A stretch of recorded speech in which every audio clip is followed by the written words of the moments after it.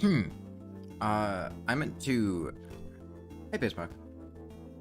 I meant to continue this last night, but, I ended up being busy,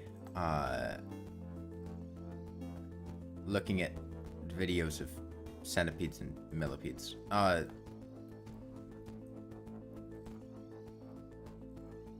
So I didn't end up getting to this.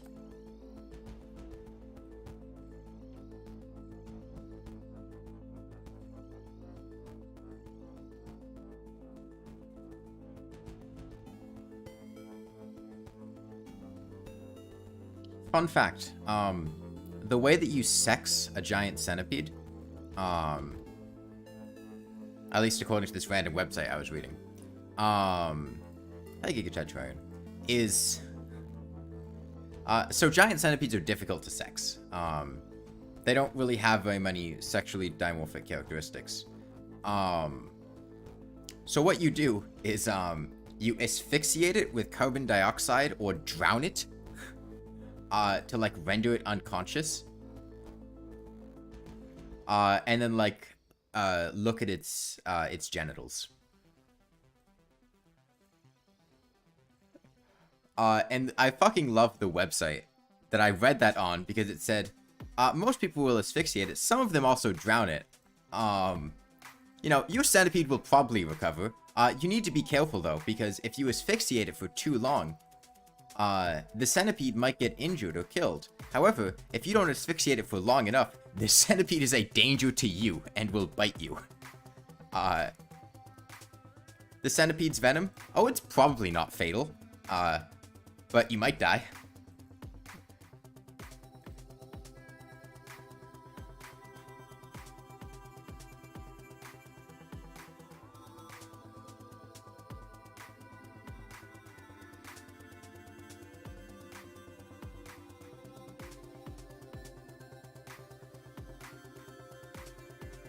Centipedes, okay, so centipedes and millipedes. A lot of people don't really know the differences between centipedes and millipedes.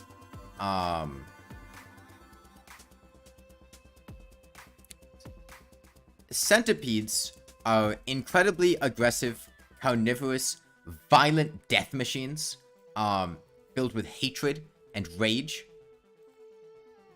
whose sole purpose in existence is just to kill. They will attack like anything, and they will eat basically anything that's smaller than them. Whereas millipedes are just really sweet and peaceful detritivores that eat decomposing things and just kind of crawl around.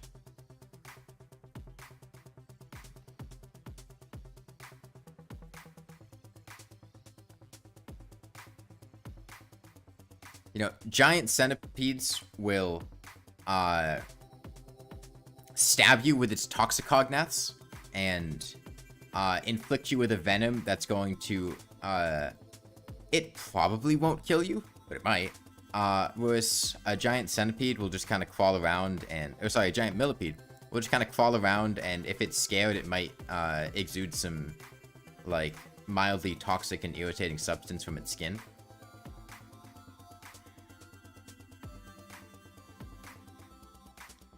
The giant centipede was described as requiring you to get a very tight and secure lid, because the giant centipede is both willing and strong enough to push upward and try to escape from its enclosure. And if it does escape, it will hurt you. Whereas the giant millipede just kind of vibes.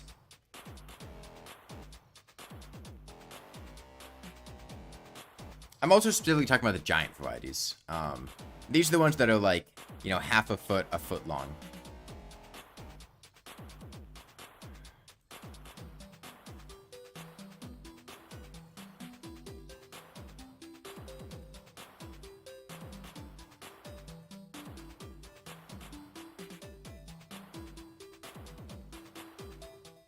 Oh, what can you feed your giant millipede? Oh, you can feed your giant millipede pretty much whatever. I mean, they'll eat decomposing leaf litter. You can give them basically scraps of anything you eat. You know, melon, they like cucumber a lot. Potato skins. You know, they'll eat pretty much whatever. What does a giant centipede eat? Fucking anything that's smaller than it. Cricket. Lizard. Snake. Fuck, it'll eat mice.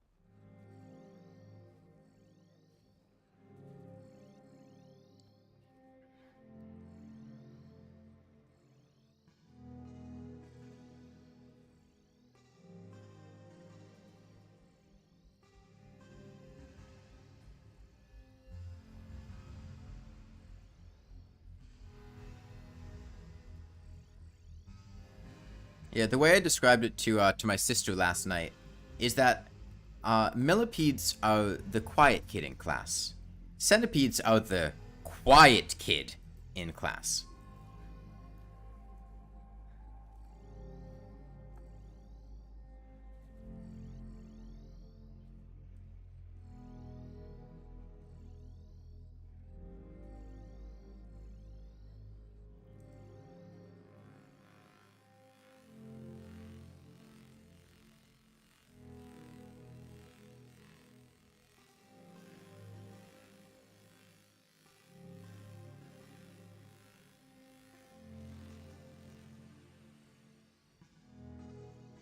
But no, I was thinking about picking up a millipede at the Reptile Expo if there's one there.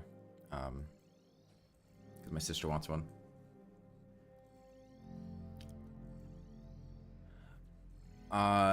You saw my Subnautica stream. You were surprised by my reaction when I saw that thing near the Aurora. Surprised how? Like, did you expect me to be... Like, what did you expect me to do? I mean, from what I remember, I was just kind of like, oh, okay. I don't really want to go near that thing. I'm going to go away. Thought I'd be at least a bit scared. But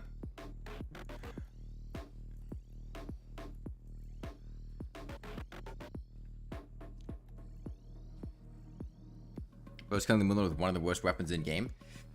I'm not even sure one of is justified there. I would struggle to think of a weapon that would perform worse against the Moonlord here. Arguments could be made for something like a broken wooden hammer, but I mean, honestly, a broken wooden hammer would probably be doing better DPS than this. Plus, you could use, you can crit with the broken wooden hammer, and you could use flasks or damage over time effects, which you can't do with the Lawnmower.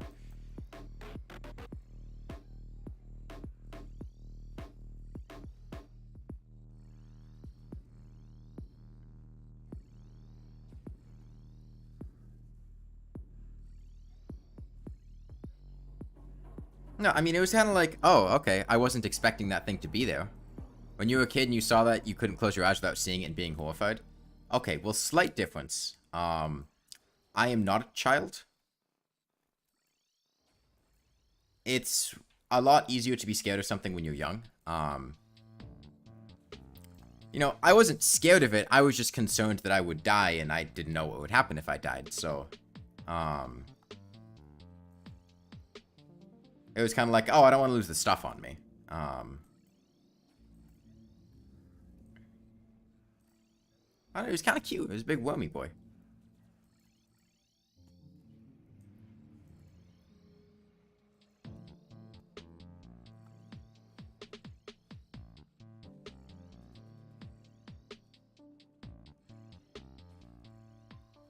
Are you kind of cute?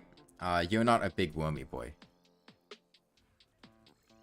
You know, you're telling me posted story, but I saw a game called Iron Lung. It scared you as well, but not as much. I'm not familiar with Iron Lung. But yeah, I mean, Subnautica, you're a small wormy boy at best.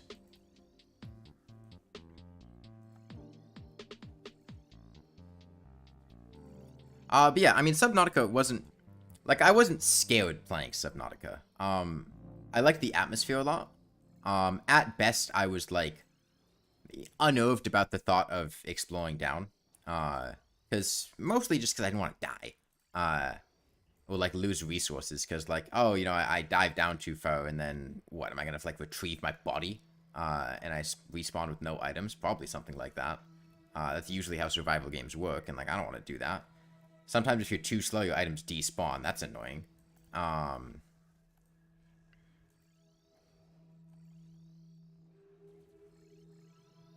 many times has Moonlord healed so far? He hasn't healed. What armor am I using?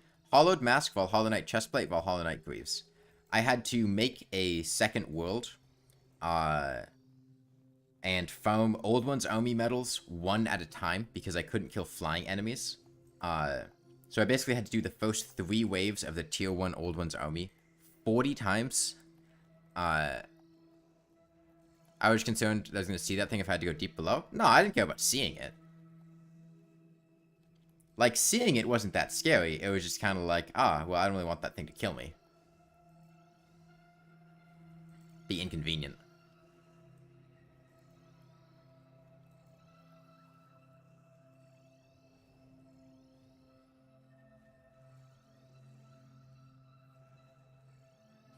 I mean, the most, like, unsettled I was at any point during Subnautica was after we had gotten to the place where the sunbeam was supposed to land.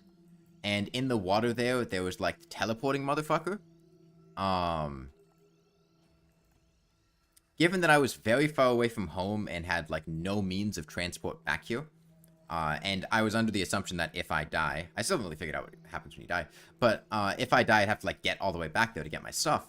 And the fact that I really had no idea what it was doing, because it was behaving very erratically, that level of randomness was, you know, mildly uncomfortable. I think especially because if I died, then I wouldn't have seen the sunbeam from the island. There's some healing potions? Yeah, I have healing potions. Before the fight began, I'm doing this on journey mode, and as I started doing the fight, I realized I had brought like 600 of each potion. But I realized I don't know if that's going to be enough, so I researched them to have an infinite supply. Because I don't want to get 80 hours into this and then realize I didn't bring enough potions and then end up dying because of something stupid like that. So potions aren't really too much of an issue, but I only have basic ones. Pumpkin Pie, Regeneration, Iron Skin, and Greater Healing Potions.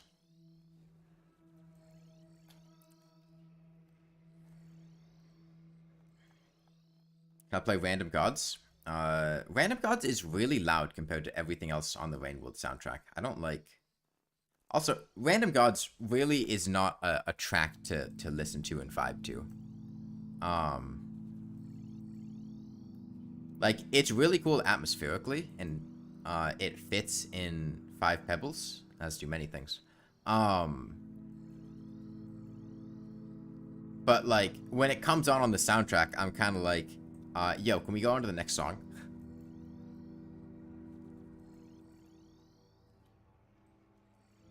Just for the Labor of Love update, but you can dupe stuff with the split item mechanism. Think about 1.4.0. I don't really care about duping items.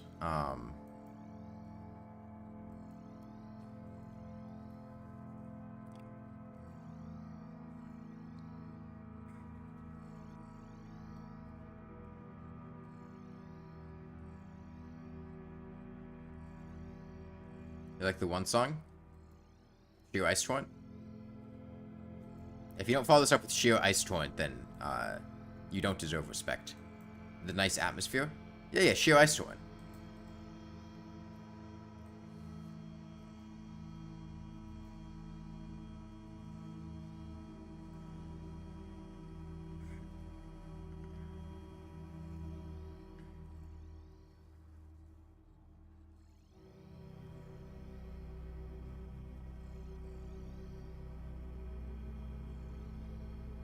Did Moonlord just heal?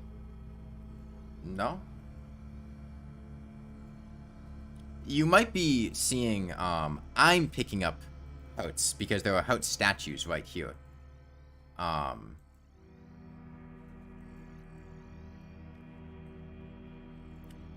There's pretty much no situation he heals. Like, that's a non-issue. There's really, like, no risk of that anymore. Not at least, you know, maybe once we have to start, like, rewiring the teleporters or things, there might be some risk of it, but as is, there's pretty much no situation he could heal.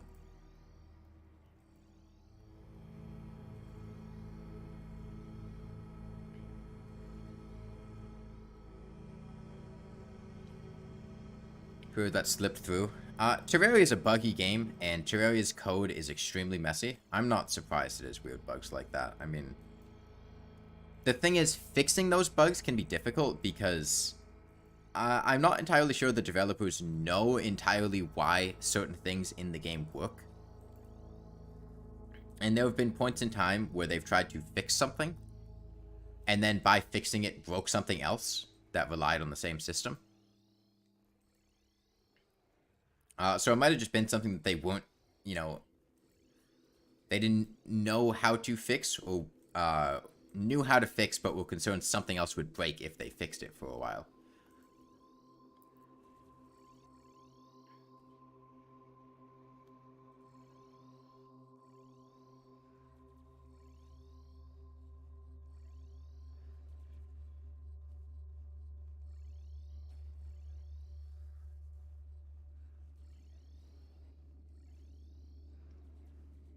Whoops.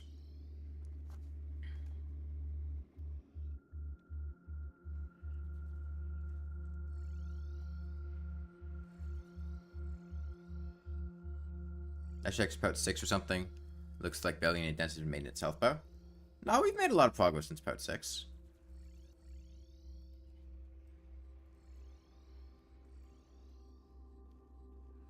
You have 2 versions of Terraria on your phone, by the way, at the same time.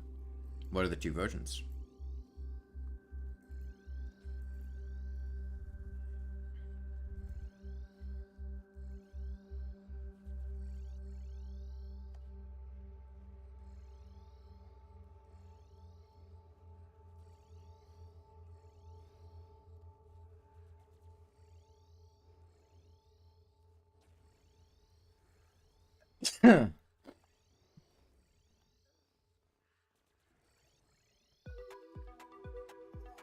It's the best Rainworld slug cat, Rainworld Hunter.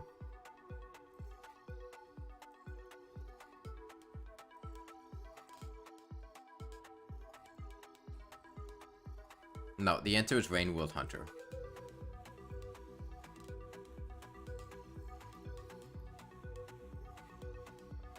No, there is no Rainworld Rivulet.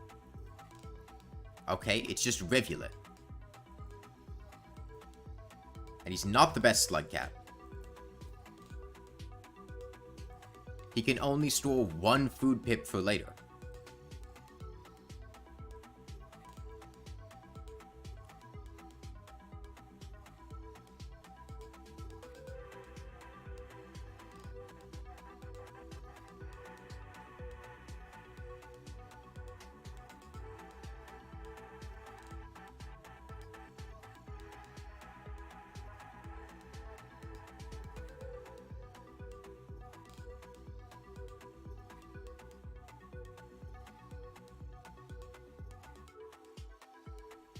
One of those pirated,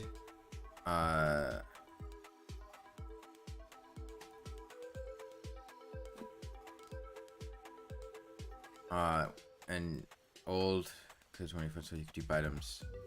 The other one you bought because you thought it would let you download actual mods. So why do you still have the old one? If,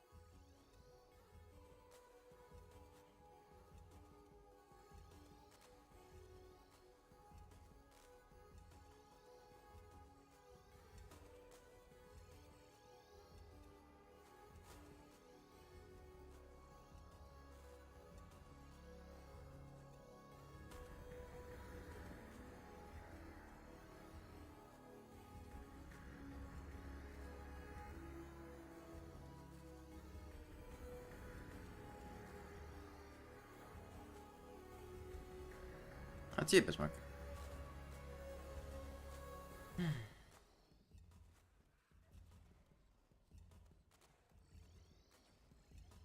Looks like I am slightly out DPSing the left hand.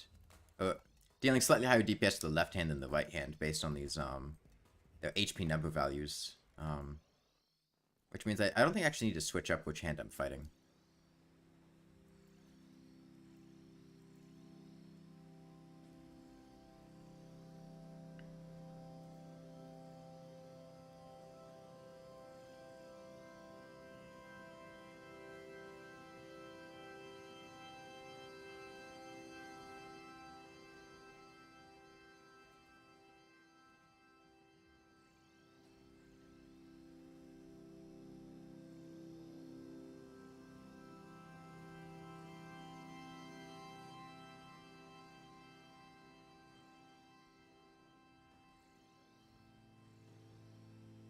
It was I talk pretty quick. I got a lot to say.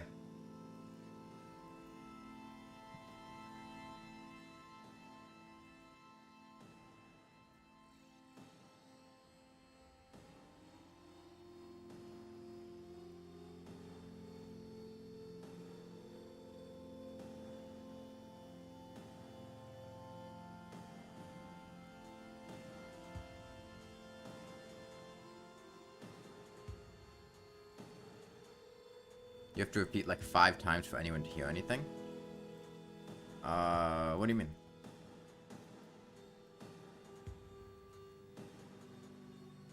I'm not sure I'm following.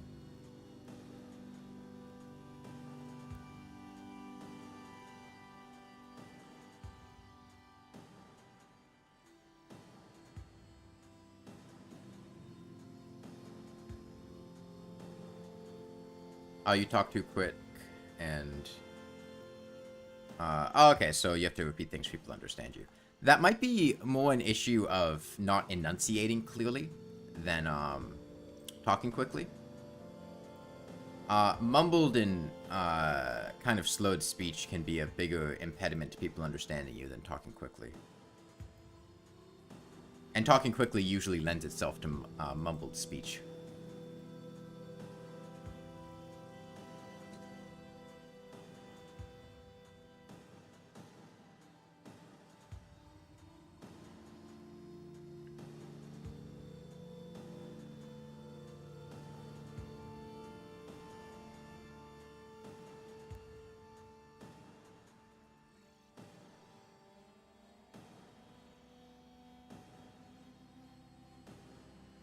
How did I do this?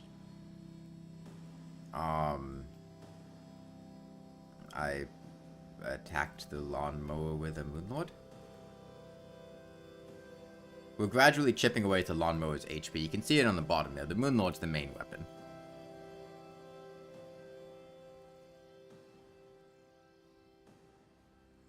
Lawnmower final boss confirmed.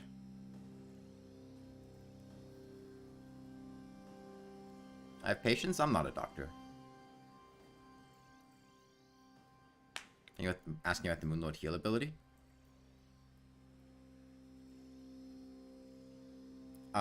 Teleporting away, Moonlord not heal. Is the TLDO version.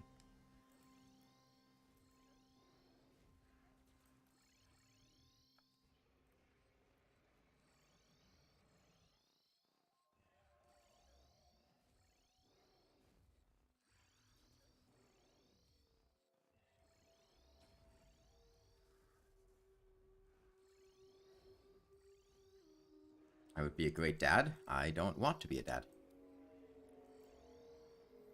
But thanks, I guess.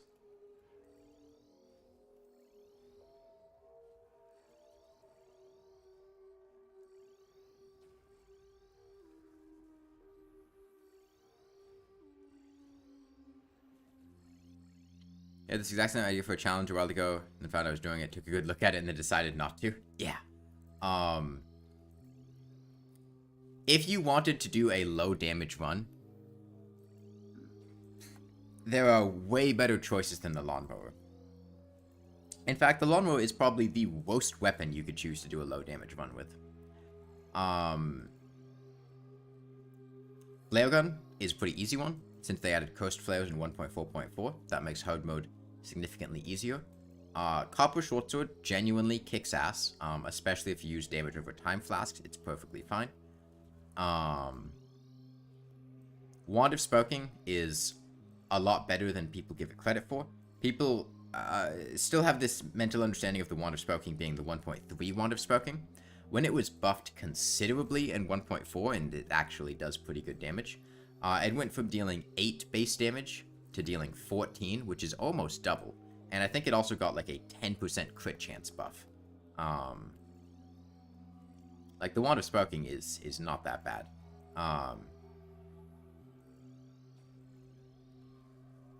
14 base damage with a decently high attack rate is pretty fearsome.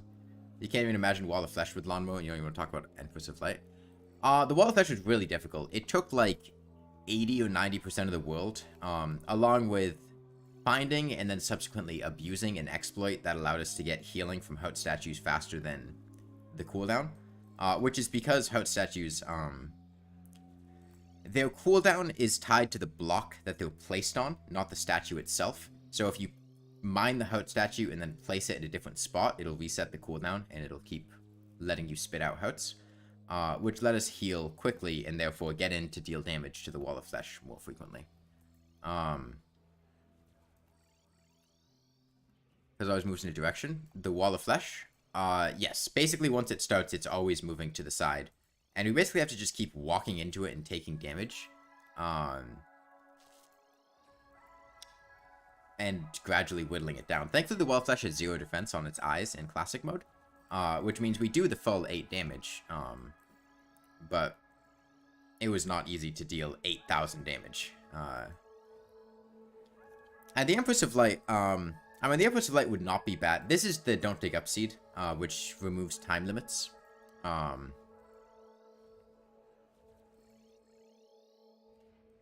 And without time limits, the Empress of Light would not be bad. She's very tankable. It would just be annoying trying to position yourself to hit her. And she also has... on Expert, what, 98,000 HP? So it would just take forever, which is why I didn't do it. Because 98,000 HP spending, you know, a couple dozen hours fighting the Empress of Light just means it's a couple dozen hours before we can fight the Moonlord and be done with it, so...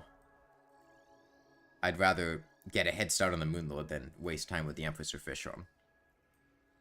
Fishron would be trickier than the Empress, because he doesn't position himself as nicely, he has way more melee contact damage, and he's much harder to hit. Empress stays still during a lot of her attacks.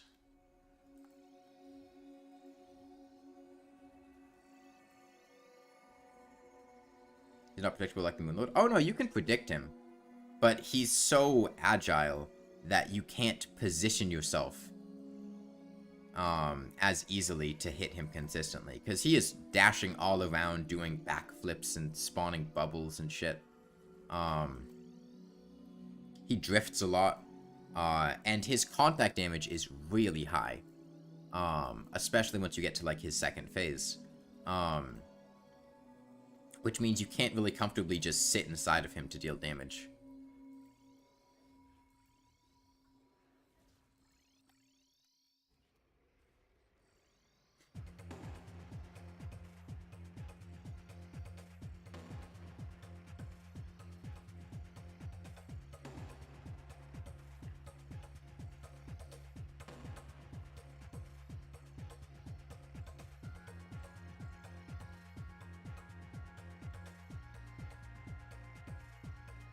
Yeah, the Cultist was also very difficult. Thankfully, the Cultist is predictable, though. Which was the main saving grace and the main thing that let us kill him. If the Cultist wasn't predictable, we would have been in... would have had a lot of issues.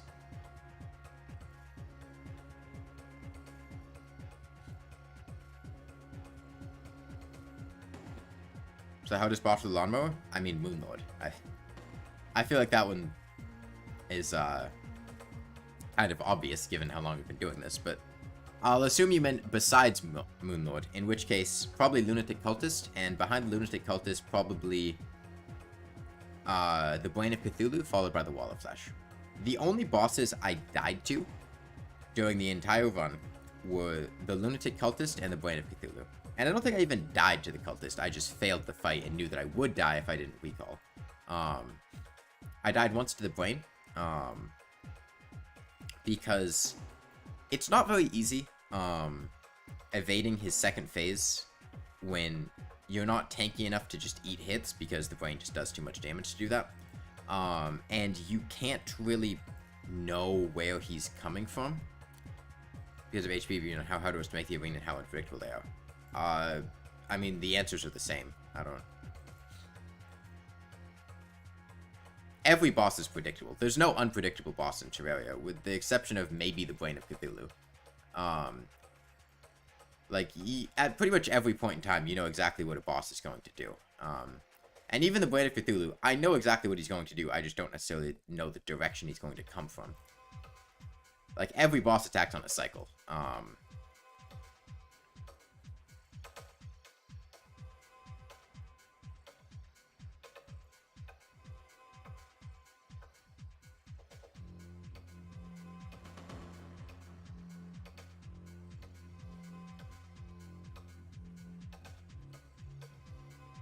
The thing is that, like, none of these bosses are really...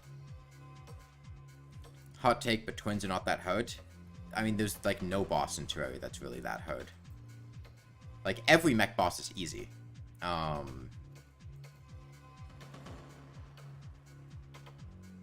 would consider twins to be one of the more difficult mech bosses, but that doesn't mean they are difficult intrinsically. Skeletron Prime is easy as hell. I would consider him to be the easiest mech boss. And then, depending on your build and how much of a cheesy build you take to the Destroyer, he can either be the most difficult or the easiest. You can melt him in a couple seconds flat from as soon as he spawns in if you become appropriately geared. But he also is by far the most bullet spammy and has the highest damage potential out of any of the mech bosses.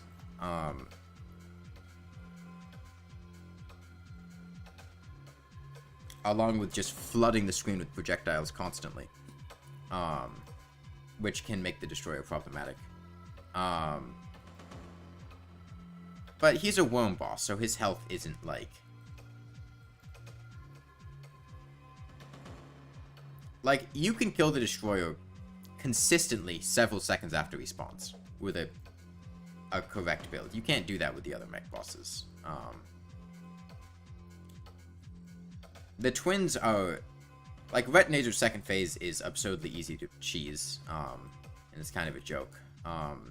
Spasmatism is really the bulk of the difficulty in the twins fight.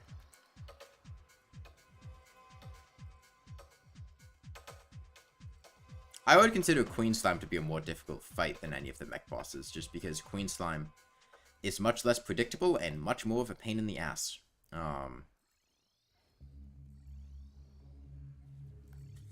Because she's a bullet hell that just spams the screen with projectiles and minions that summon projectiles, which is not fun. Even if she's not, like, that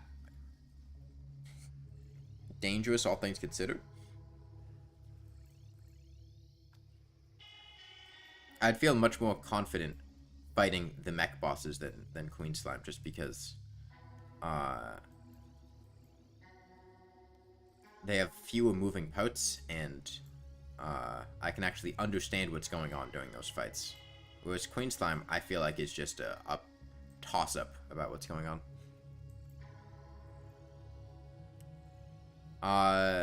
Drippler Crippler, Dow of Pow will both eviscerate the Destroyer Nabra. Both of them are melee weapons. Melee is also able to have access to high defense through warding accessories and melee helmets. And with high defense, you can ignore a lot of the Moonlord's lasers, or shrug them off fairly easily, so you don't have to be too concerned about them. Summoner probably is the most difficult Destroyer fight if you're doing it before getting access to the Optic Staff.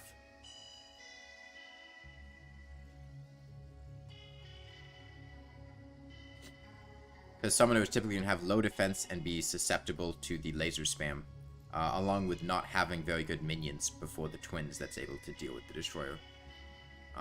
Whips have decent piercing and will deal decent damage, but you can't really whip stack, or really use whips to effect against the Destroyer very well, because whips only affect the last hit target with their tag debuff. So against a multi-segmented target like the Destroyer, you wouldn't be able to get tag damage from whips very effectively.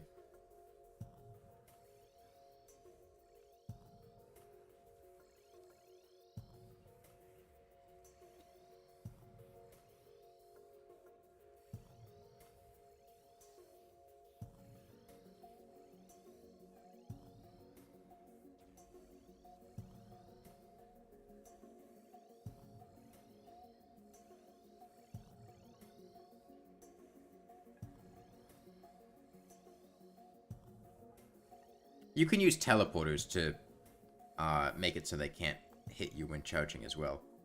But like every mech boss can be viewed as easy or difficult, although I kind of struggle to see the circumstances in which Skeletron Prime would be viewed as difficult.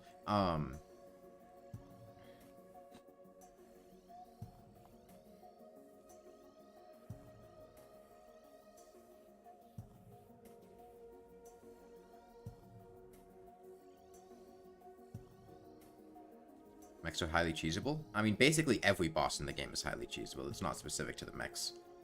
There are very few bosses in this game that don't have good cheeses. That are easy to do.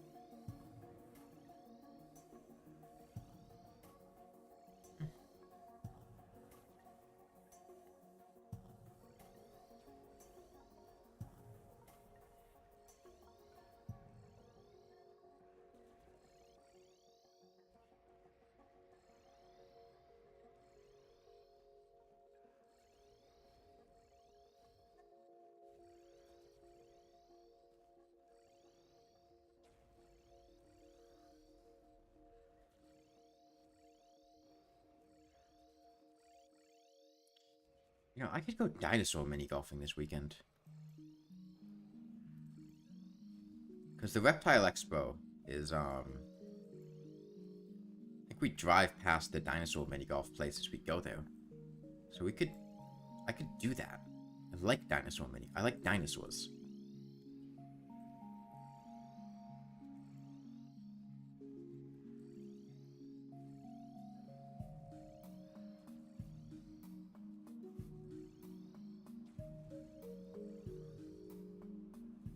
You're watching the Troy dance pad video and goddamn made quite a few laughs. Glad you enjoyed it. I'm gonna do something real quick.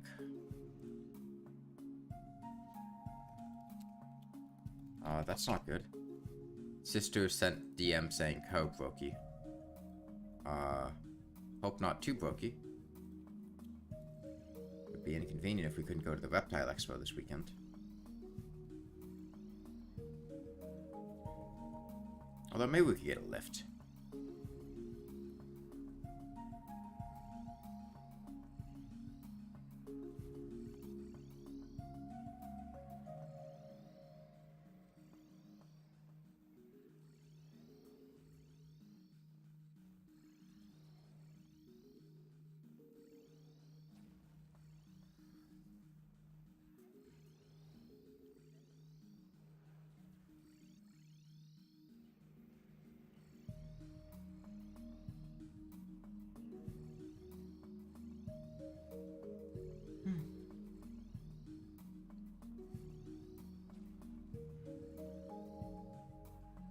You're the only one typing in chat? You don't have to, like, say that. I don't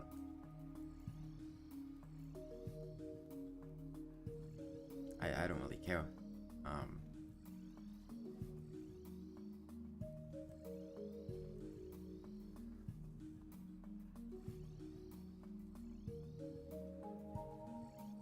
I don't need to be reminded of how many people are not watching.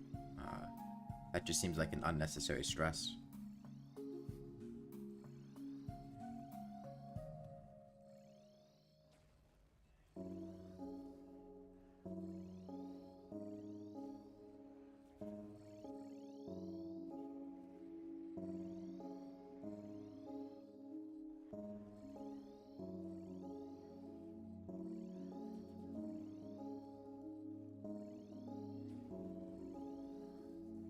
I had, so pest control came by yesterday. I might have talked about this a bit yesterday, but,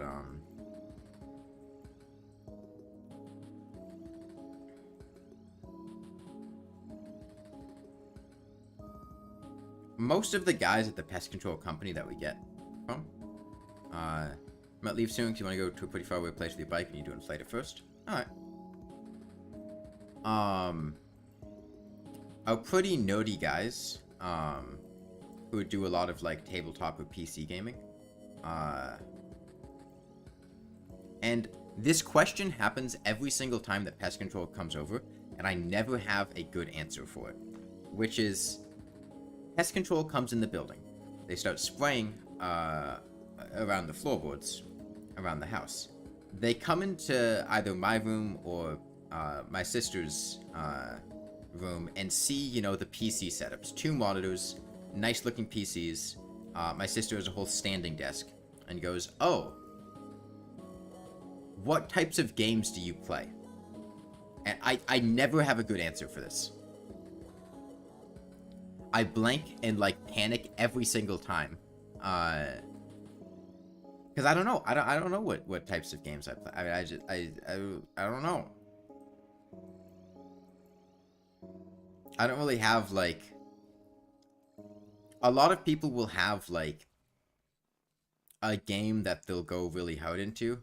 Like people playing League, Dota, Overwatch, CSGO, Halo, COD, Fortnite. Like some online multiplayer game, which I think is, like, what they're asking is, like, oh, is there, like, a multiplayer game that you play a lot? And there's not really an answer. The answer is, like, I play a bunch of different things. And they're usually, like, smaller indie titles that they might not have heard about. So, like, do I just say a name of a game that they might or might not know? Do I just say indie games? Do I just kind of shrug and say, lie and say, like, oh, I haven't been playing too much stuff recently, I've been busy? I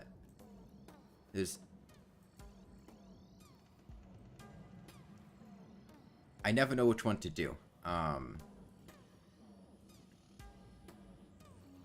Then there's the even more awkward question, which is, you know, sometimes they come in my room first, and then they go to the game room where my sister's PC is, at her desk, and she's like, oh, and they're like, oh, what types of games does your sister play? And, like, I don't fucking know. She plays, like, old school RuneScape, and, like,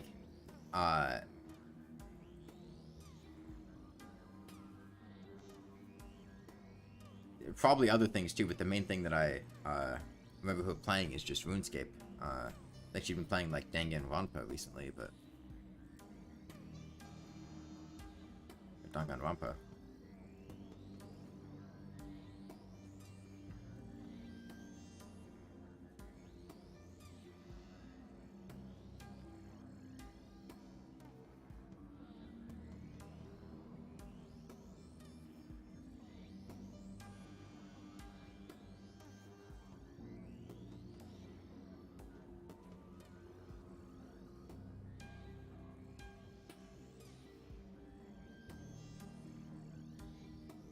Setup reveal win, if ever. I mean, I'm pretty sure I've sent pictures of my setup before. It's not in, like, a YouTube video. They'd be in my Discord server.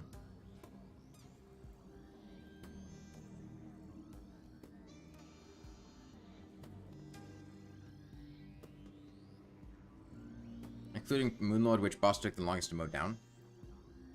I think Twins are the follow-up longest boss. I think they took, like, 12 or 13 hours.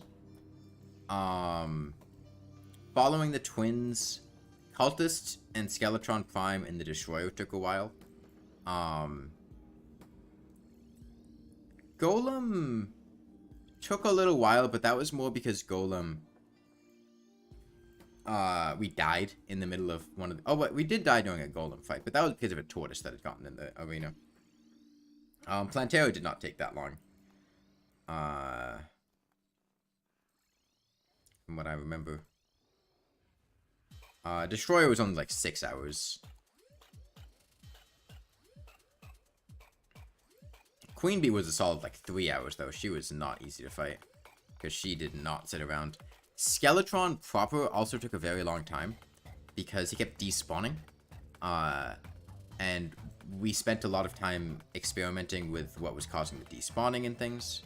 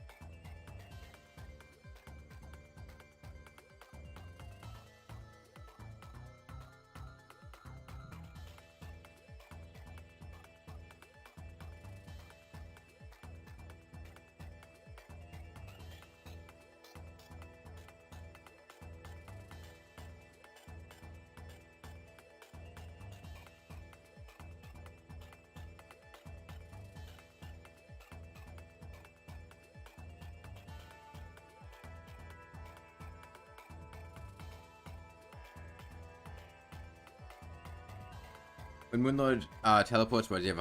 Around 100 HP.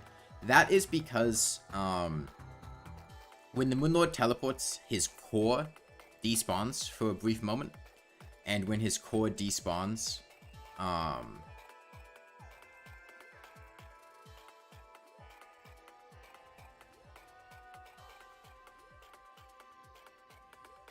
it subtracts it from his HP. It's just a meaningless visual glitch. It doesn't actually change anything. But it's basically just taking out the HP from his core because it doesn't exist in the world while he's teleporting.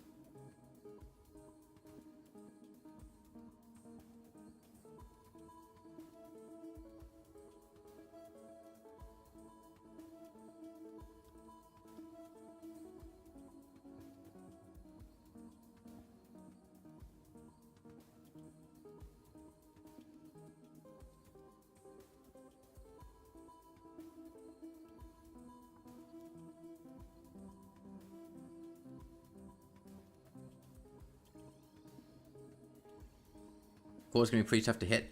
So what you're seeing right now is only how the Moonlord is going to behave during the hands.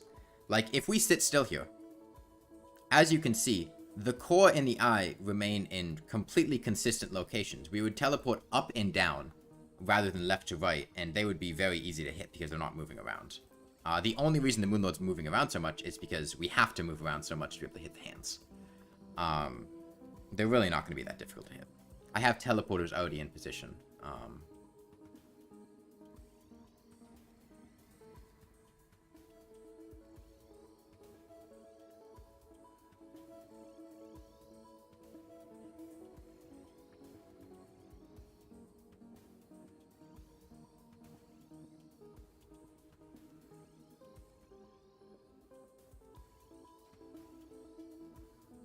I found out the other day that, like, bleaching chicken is a thing that people do to chicken before it's sold to you. It's a somewhat, like, sketchier practice from my understanding. But, like, either grocery stores or... I don't know if it's the grocery store themselves that does it or the, like, company that sends the grocery store the meat, will, like, take old chicken and, like, disinfect it in a bleach and water solution to make it look fresher and then sell it. Which may partially explain why I've had so many issues with chicken going bad, is because the grocery store has some shady practices regarding their chicken. Yeah, if you ever smelled chicken and smelled something that was like a chemically smell, not like the chicken going off, it's because it's been like washed in bleach.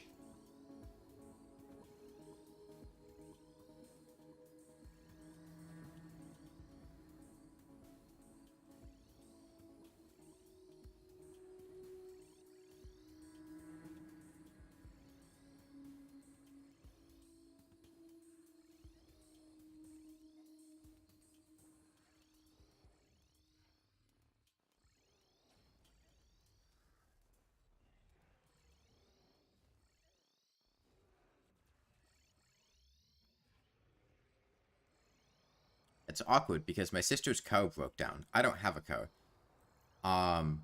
So now I don't really have a means of transportation to the Reptile Expo. So we're looking into alternative things. That's why I keep tabbing out to send messages on Discord, is trying to figure out what to do about this weekend.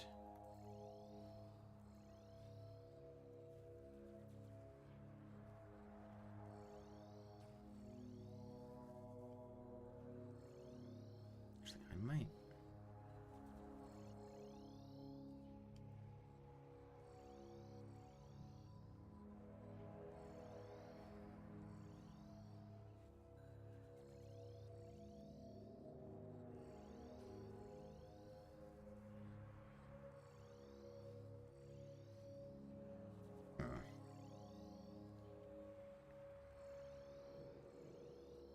Do I know the Moonlord is Cthulhu's brother?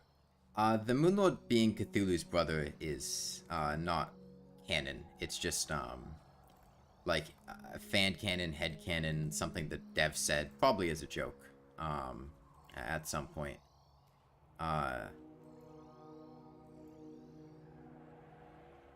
If they were going to add Cthulhu to the game, I think they would have done so a long time ago. I believe the Moonlord's design, the reason he's so Lovecraftian and otherworldly, I think they had originally planned to add Cthulhu as the final boss of the game, but then I think they scrapped that idea and probably reused a lot of the sprites and concepts for the Moonlord instead.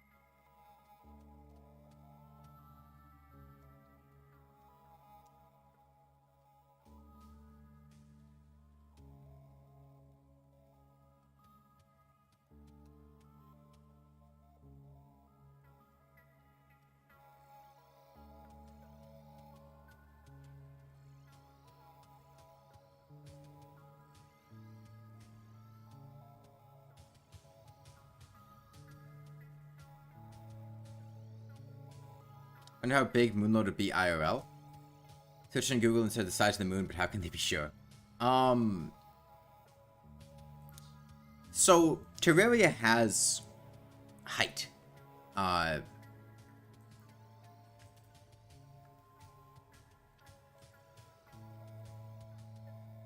Every block is 2 feet.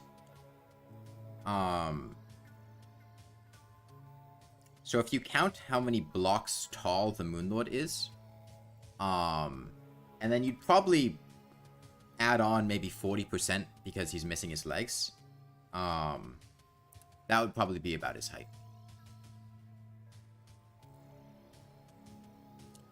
At a ballpark guess, maybe like 150 feet. He certainly wouldn't be the size of the moon. The moon is also considerably smaller than a lot of eldritch Lovecraftian horrors, at least on the scale of Cthulhu, would be within Lovecraft's mythos.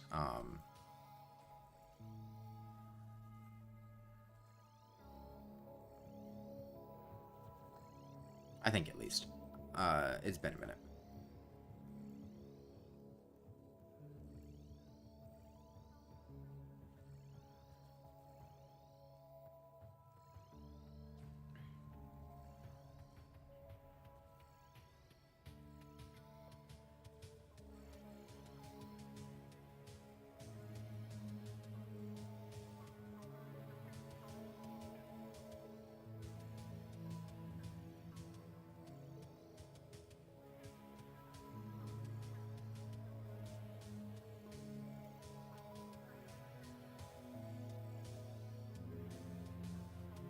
Yeah, well, one of the things I did kind of appreciate when reading Lovecraft's works, when I did them on stream a little while ago, is he provided a very high level of detail of some of the creatures that he describes.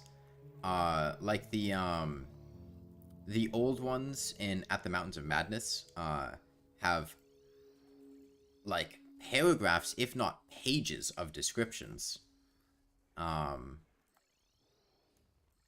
Which means trying to recreate a drawing or a model of what it would look like is fairly feasible.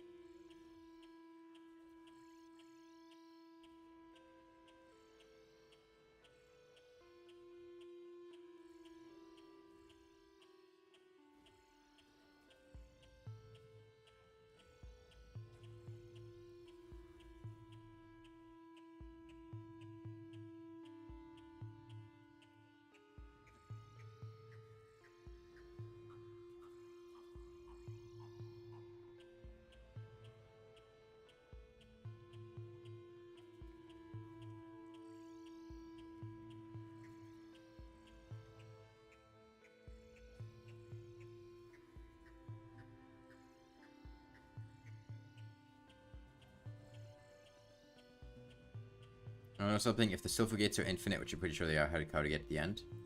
I haven't read that story, Nabra. I don't know what you're referring to.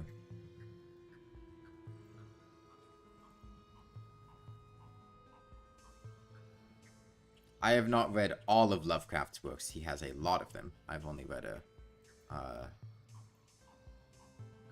decent chunk of them. That's one of the ones that I didn't read.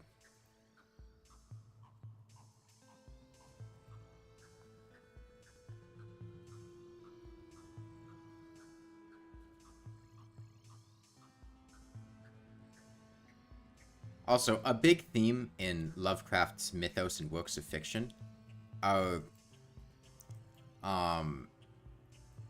things that are not entirely within the realm of human comprehension. As a result, trying to apply logic as we understand it to things that Lovecraft writes about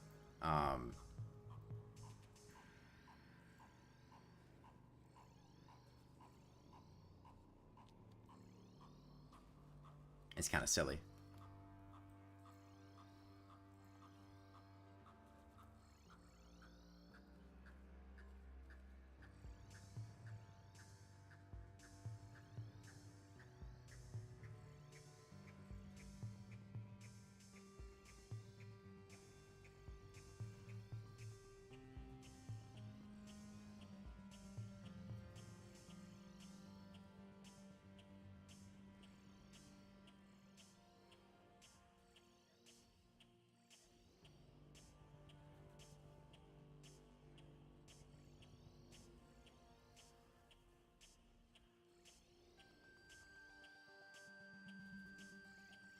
If I knew Yogg-Sothoth, I thought I'd know that too, but it's looking like I don't. I mean, I haven't read that book. Why would I know it if I haven't read the book? I know who Yogg-Sothoth is. It's not like Yogg-Sothoth is only mentioned in that one book. A lot of Lovecraft's work is self-referential. Not to mention external sources outside of his, own fiction that provide descriptions of what things are. But, like, I haven't read that story. I don't know what you're referring to.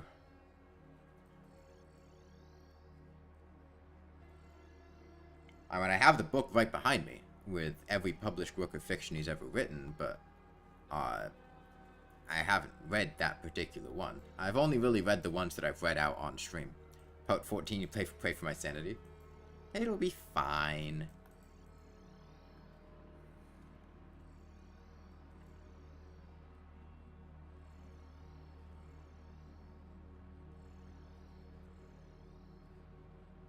I have the patience of a tree, the size of one too.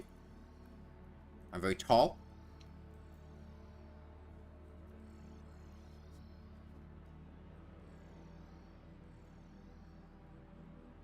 want to make that clear.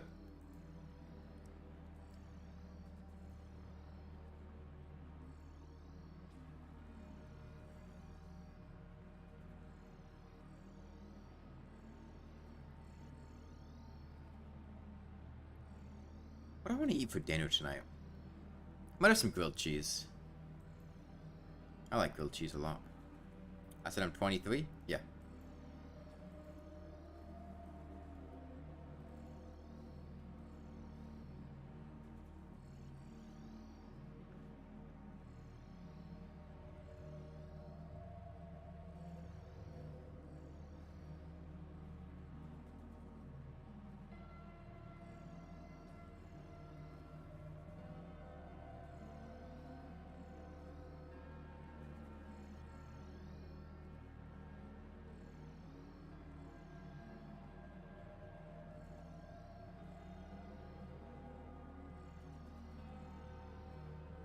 How have I not quit? Why would I quit?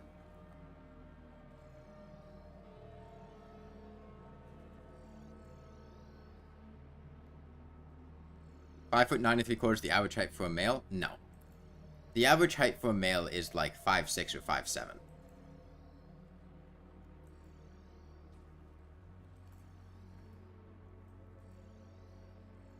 With a bit of variance depending on ethnicity and region.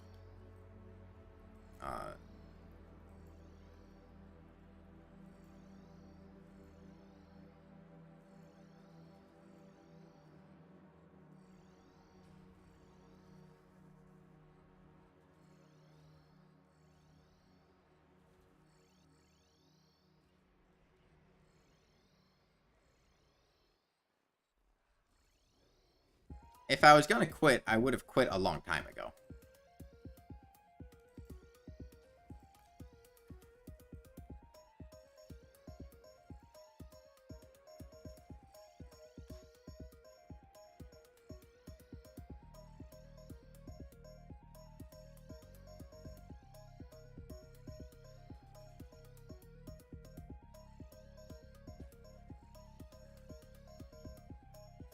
I doubled down and now I can't back down because time would have been wasted. No, this is not a sunk cost fallacy. I'm not doing this because I've invested time and don't want to feel like that time is wasted.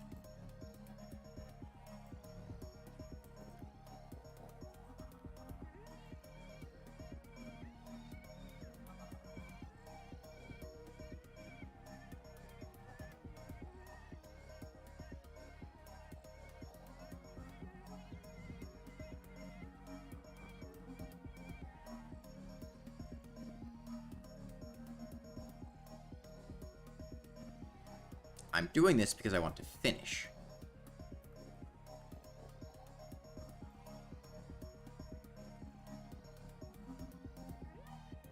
Besides, he's got a sizable chunk of HP taken out of his health bar now.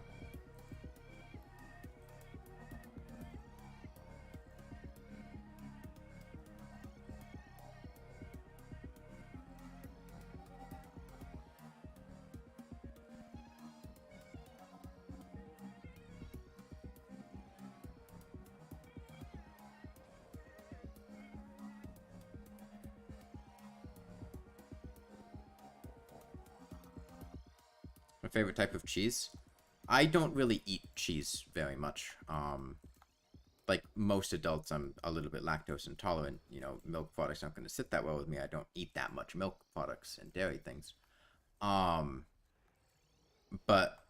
I don't know. I like mozzarella cheese.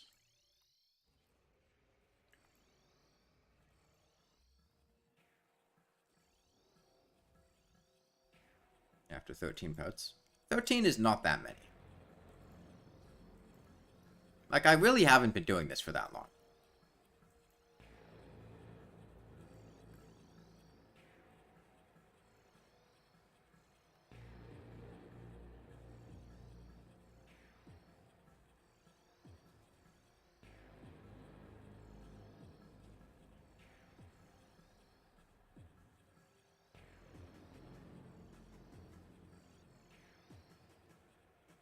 I think the problem is all of you just interact with the concept of time differently than I do. Um, I tend to observe things on more of a macro scale.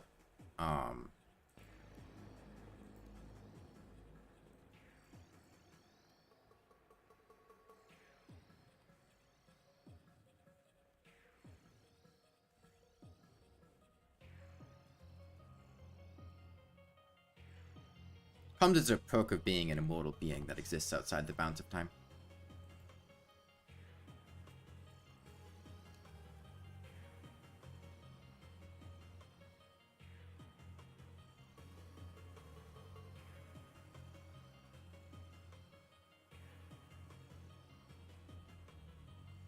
You feel the same way, but when each part is 1 to 2 hours.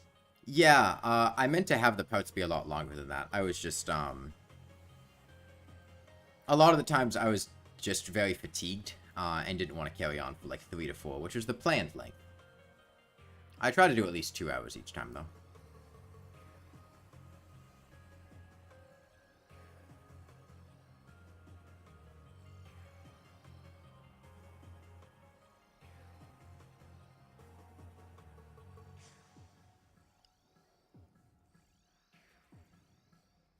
Five foot 7.4 inches is the average global male height. Yeah, that sounds about right. And you're going to get regional differences. Like I said, certain regions are much taller on average. Certain regions are much shorter on average. You know, 5'10" is not the average, like, male height. That would be like, how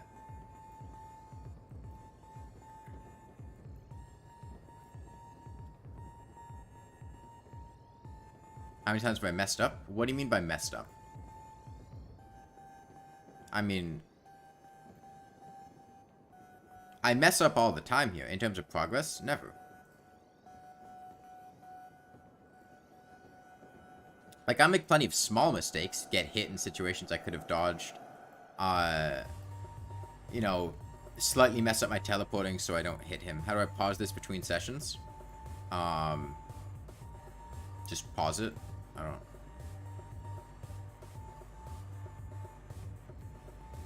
Pause.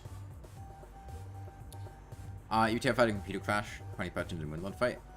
So, if my computer were to crash, or the game were to crash, what I would do is I would just take a separate weapon, and then just damage him back to the HP value he was at before the crash, and then continue from there.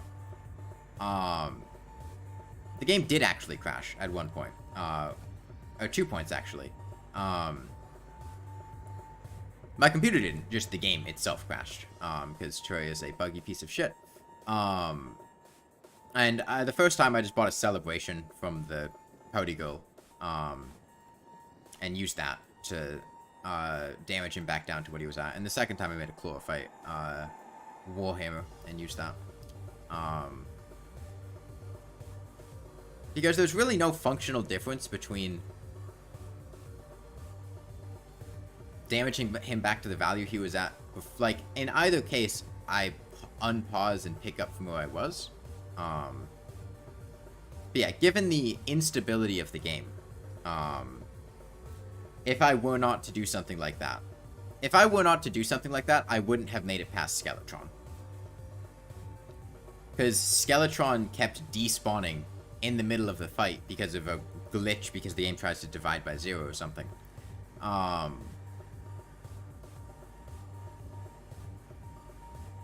And so it's kind of necessary to do things like that during stuff like this. Otherwise, the fights just, like, you can't do them.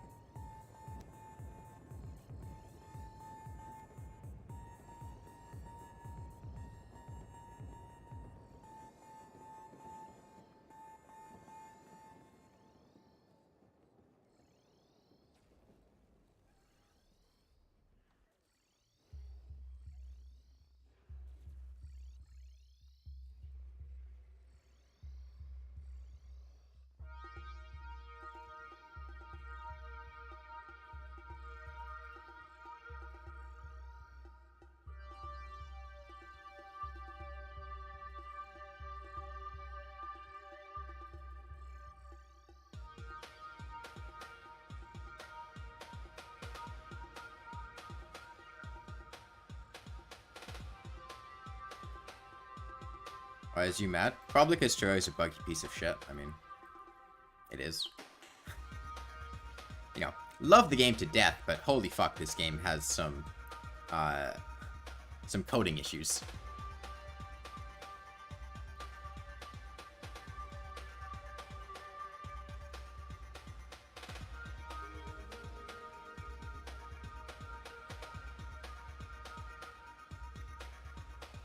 My favorite, like, small piece of information about coding issues in Terraria is, the fact that the game is just completely incapable. No, I think they just deleted their own message. Nah, bro. The game is completely incapable of handling additional liquids or paints.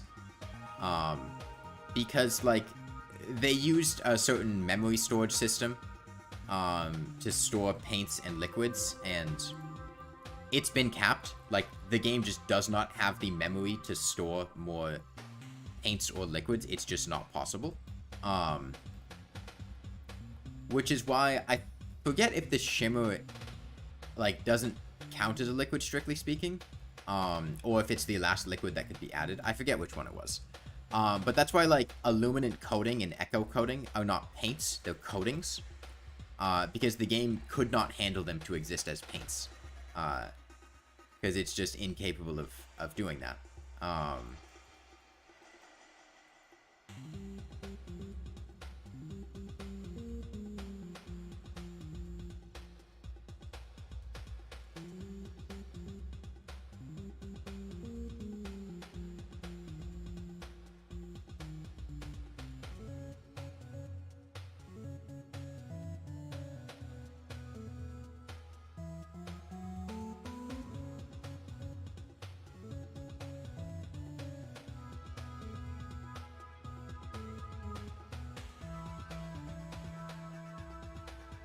They should fix the issue where you throw certain potions in the shimmer, you only get a third or a quarter of the potion recipe. It's so stupid. No, no, no. That's completely intentional. That's not a glitch. If you did not get reduced returns from potions, you could take a single potion and get infinite potions by just having an alchemy table.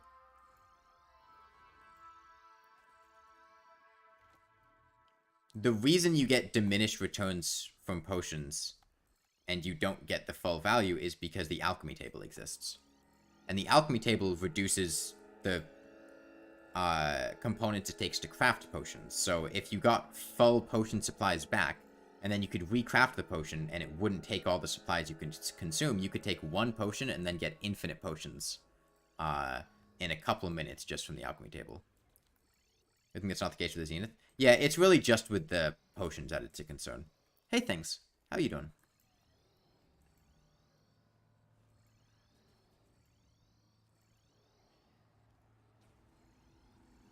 I want to break 180k this stream. Good, you? I was doing better at the start of the stream, because over the course of the stream, I was informed that my sister's car broke down, and now we need to find an alternative means of transportation to the Reptile Expo this weekend.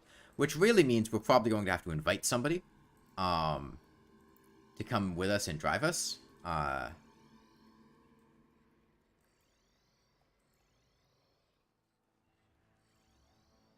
But we don't know anyone that we think would want to go to a Reptile Expo, so it's probably going to be someone that we don't know that well.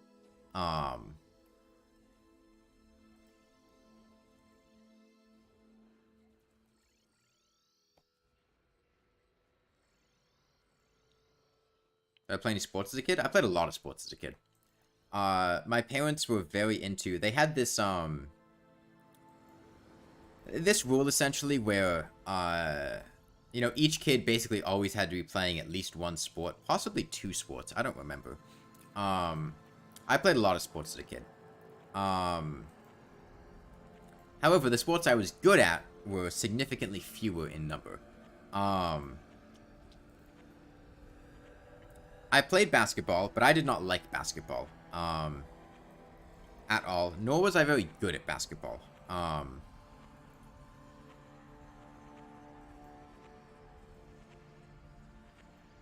I wasn't very good at shooting. I wasn't very good at...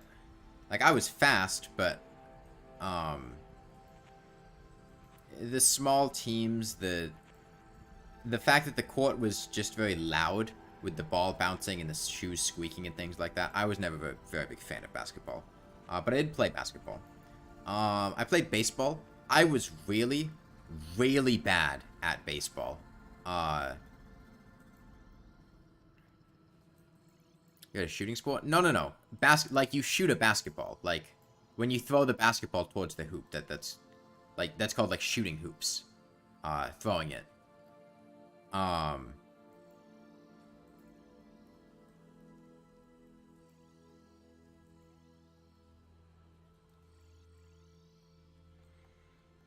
You know, I played baseball, but I was really bad at baseball. The problem is, I would just panic whenever a ball was flying at me. When it was my turn to bat. So I would just, like, be, like, incapable of hitting anything with a bat when the ball was flying at me. I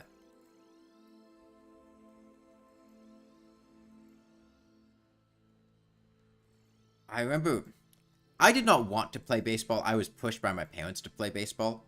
And, like, throughout the entire season, I think there was genuinely only one time that I hit a baseball at bat. And I think every time I struck out, I would just go, like, cry in the dugout. I did not like baseball. I did not want to play baseball. I did not play baseball again after that.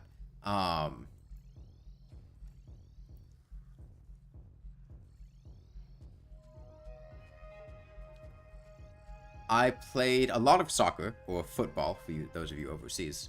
I'd never played American football.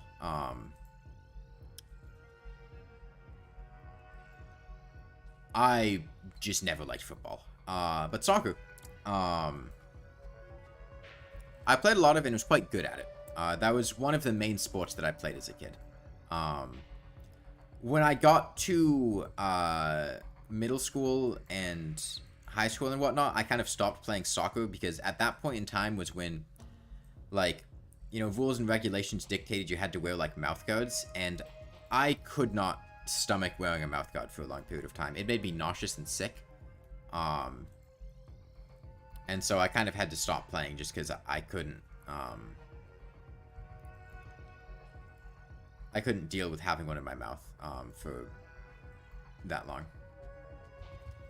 I also swam, on a swimming team. I was pretty bad at swimming anything that was not breaststroke, though. I was very good at breaststroke. Complete shit at every other stroke.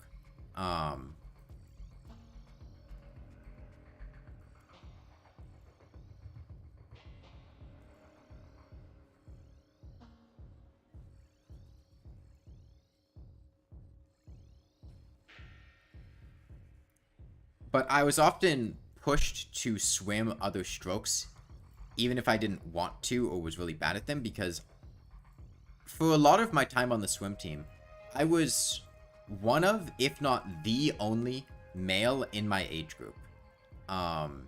Which meant that just by having me compete in events, even if I got, like, last place, I would still get points. And given that I was the only male that was able to compete within that age bracket, I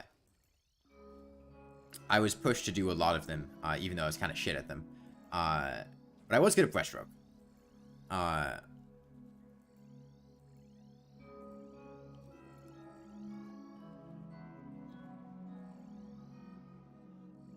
It's all the sports I really remember playing. I never played, like, tennis or volleyball or things like that. I mean, I did them recreationally for fun, but I didn't actually, like, play them competitively. Never been a fan of golf or anything like that. Although I had a friend who was on the golf team in high school. Person thinks the most tedious part of the game is the buffs. Very mad at Terraria. They should have an NPC that sells potions. I think adding an NPC that sells potions is a mistake. Potions are entirely optional. You don't need them. You can completely ignore them, and that's perfectly fine. I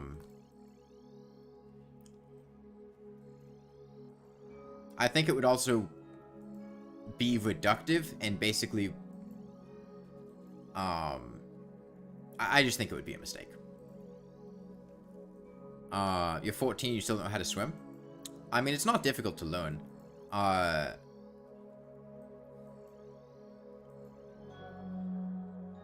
It's a good skill to learn how to swim, though.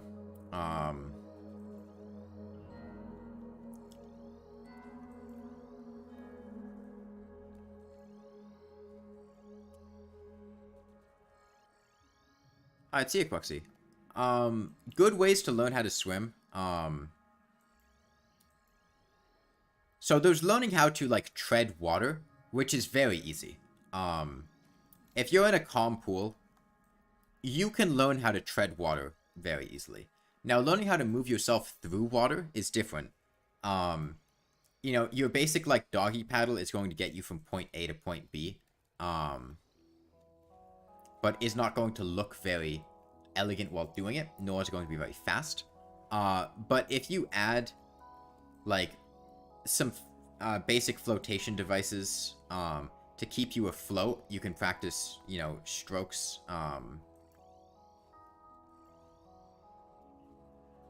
Your fear of the water, so that adds to the difficulty. If you learn how to swim, that might diminish your fear of the water.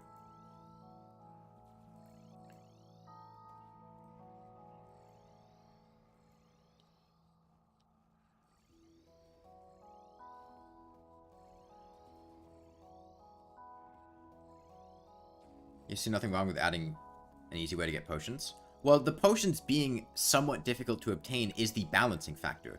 Like, you're not supposed to have potions all the time. And a lot of the potions are balanced by being difficult to obtain. Like Life Force Potion. Great potion. I can't be asked to get a Life Force Potion. Like 90% of the time. I basically never get Life Force Potions. But if there was an NPC that sold Life Force Potions, you can bet your ass I would have Life Force Potions 24/7. Or during any major thing. Similar thing with, like, endurance potions, wrath potions, rage potions. Spending the time to get them is the balancing factor there.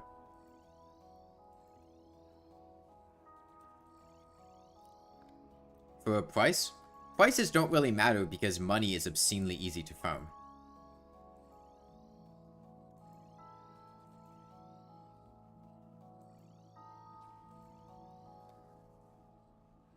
Like what? The crystal dupe glitch gets an obscene amount of potions.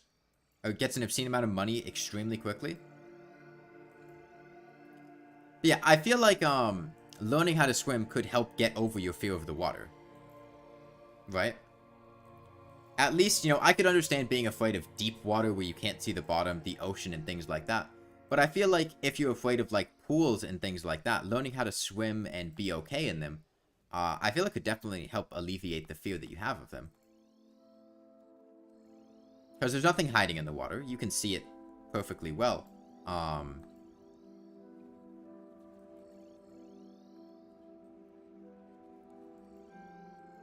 You love swimming, but you're self-conscious. Too self-conscious to take your shirt off and don't wear those swimming shirts anymore?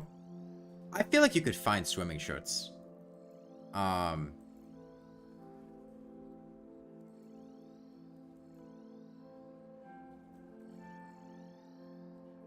Or you could just wear a regular shirt. Like, it'll make it, you know, you're not as good at swimming, but you're not, like, swimming competitively, right? For a price, not money? What would the price be if not money? What? A currency that can't be mass-produced. I mean, what's the point, then? Like, if the currency can't be mass-produced, why have it in the first place? If it would be easier to mass-produce potions by growing them.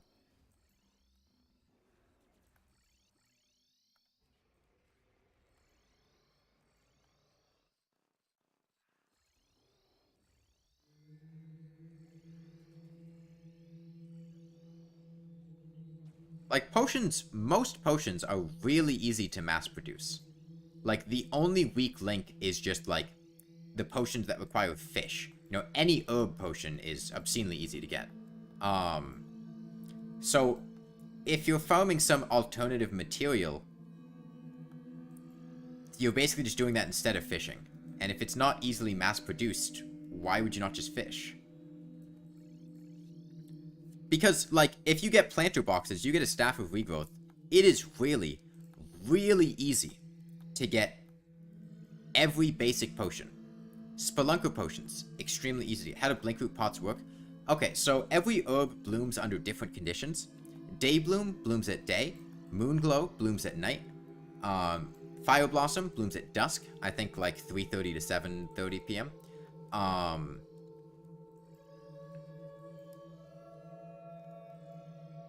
Shiverthorn will bloom randomly, but once Shiverthorn blooms, it stays in bloom permanently. It never exits bloom. Deathweed blooms during blood moons and full moons. And Blinkroot blooms completely at random. There is no system whatsoever for determining whether or not Blinkroot will bloom. The boxes don't even work? What do you mean they don't work? I think you might misunderstand how boxes work. All that a box is just a pot where you plant a seed. The herb will not grow in the pot naturally. You need to plant a seed in it, and the type of planter box does not matter. Any herb can grow in any planter box. And then, it will grow as a normal herb in the planter box. When it's ready to be harvested in bloom, you can swing at it with a weapon to harvest it. If you use a Staff of Regrowth, you'll get additional harvests. It will grow and be out of bloom. If you harvest it out of bloom, you won't get seeds. So you want to wait until it's in bloom. And usually using a Staff of Regrowth is your ideal thing. Staff of Regrowth, major help for farming.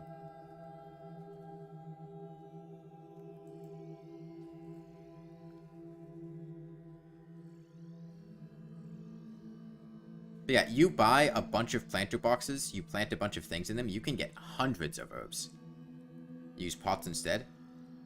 Planter boxes and pots are identical in function. In terms of growing herbs. There is no difference whatsoever between a pot and a planter box. They both work exactly the same way.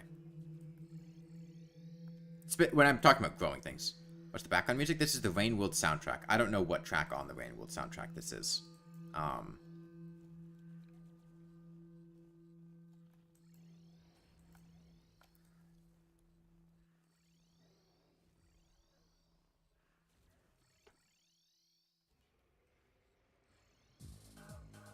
You know, Blinkroot is the only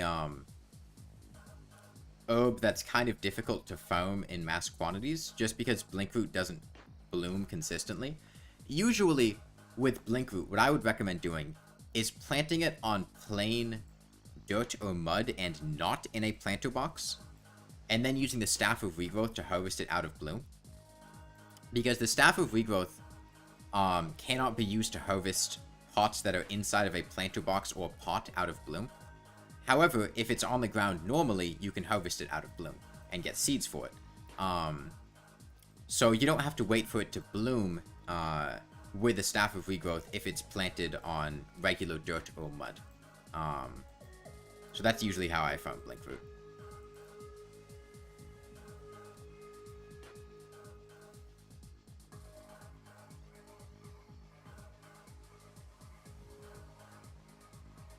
Yeah, the only problem with that one, things, is that, falling stars will fall and hit the Blinkroot and destroy it before it grows. You will get a good number of Blinkroot like that, but it will also reduce your yields, just because falling stars will destroy them.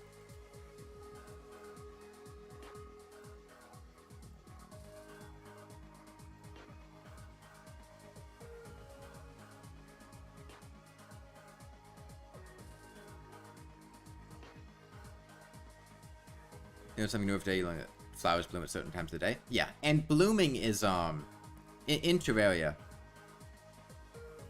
there are 3 different states that an herb can exist in. The first is the growth stage, the growing stage, which is essentially, as soon as you put down a seed, that herb is going to be in the middle of growing. It's not able to be harvested. If you break it, it will drop nothing. And over time, it just has a random chance, I think every tick, a low chance every tick, to just grow to the next stage. When it does grow, it doesn't matter whether or not the plant... Time of day does not matter for how fast plants grow. Like, whether or not a plant is fully grown is independent of whether or not it blooms. Day bloom can grow at night, and moon glow can grow during the day. However, when the plant is fully grown,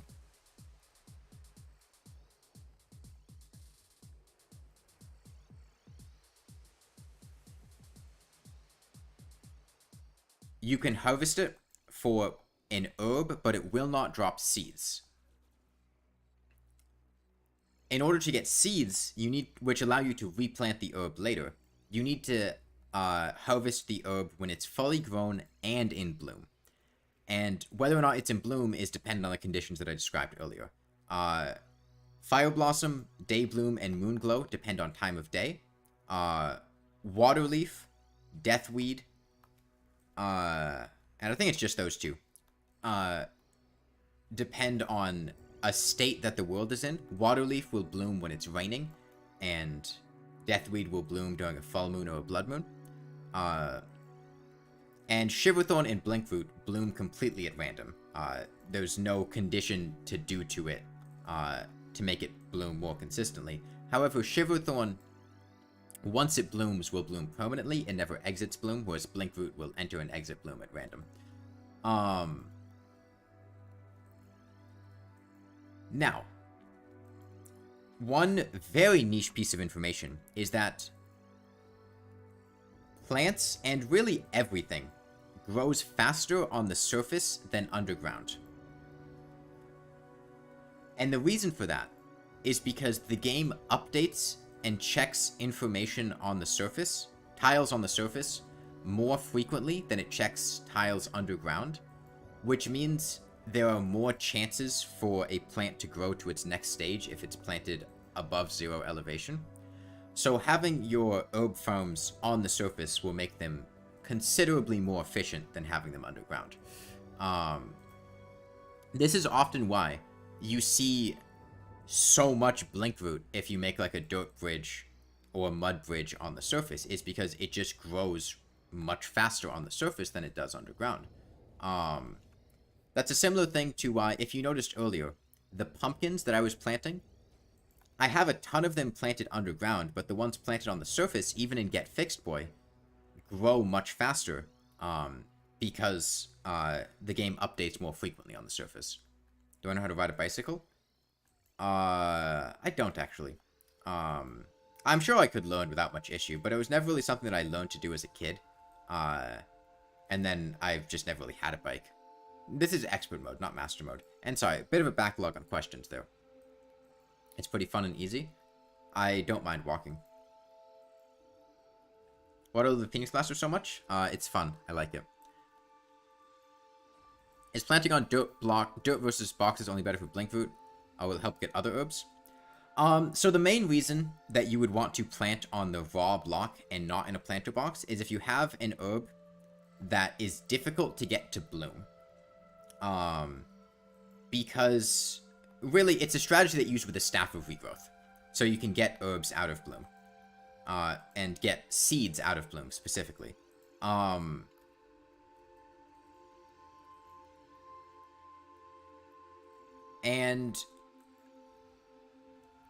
blinkroot's the main one, because there'll never be a point in time where all of your blinkroot is blooming simultaneously.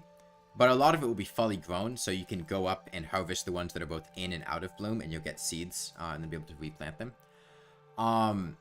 Deathweed can be one. You wouldn't plant it on dirt, you'd plant it on usually crimstone or ebonstone. And you'd want to make sure that your farm is away from anything that might get corrupted. But given that blood moons can be inconsistent and full moons can be pretty far apart, it can be helpful to do that. Waterleaf is another potential one. Rain can be inconsistent, and having it planted on sand means you don't want enough to wait for the rain to harvest it. The rest of them Not really. I mean, Shiverthorn kind of. It lets you harvest Shiverthorn out of bloom. But the thing is, um, Blinkroot is generally the only herb of those ones that you're going to need in large quantities. Because Deathweed really isn't used for that much. You've got Battle Potions, Wrath Potion, Rage Potions, and those are the big ones. And, like, you're generally not going to need large amounts of Deathweed. Similarly, Waterleaf is used for a lot of fishing potions, but I usually find I'm not hurting to get large numbers of Deathweed, whereas Blinkroot, mining potions, Spelunker potions, endurance potions, you know, if you're popping a lot of endurance and Spelunker and mining potions, you're going to be going through Blinkroot very quickly. It's also used for, like, Night Owl potions. A lot of, like, mining exploration type things need Blinkroot. So I usually find it something that is in high demand and is not very easy to get, which is why I usually do that. The other ones, usually I won't need to do that because I just don't need that much of them. And the small amount that I do need, I can get whenever I need it. But yeah, I wouldn't bother with the ones that bloom during times of day. It's only the ones that are difficult to get bloom that you'd want to do that. Make sure if you do that, you want to plant them above the surface because plants grow faster above the surface. And you should make sure you put, like, platform. You don't want to plant them near where they might get destroyed. Will I stream later? Probably, yeah. You don't want to have them open to the sky so that falling stars could hit them, and you don't want to have them be in an area where you're going to be, like, shooting projectiles, or NPCs might be shooting projectiles. Like, you want to have them be somewhat isolated, just so they don't get destroyed. Because the downside of not planting them, in planter boxes is that they can be destroyed by projectiles, whereas the planter box ones are safe. So there's a bit more risk there. How do you get it? The Phoenix Blaster? The Phoenix Blaster is made with the handgun from the dungeon, and it's upgraded with Hellstone bows. It's a late pre-hard mode weapon. Thought Blinkroot was an underground herb. Location does not matter for farming herbs.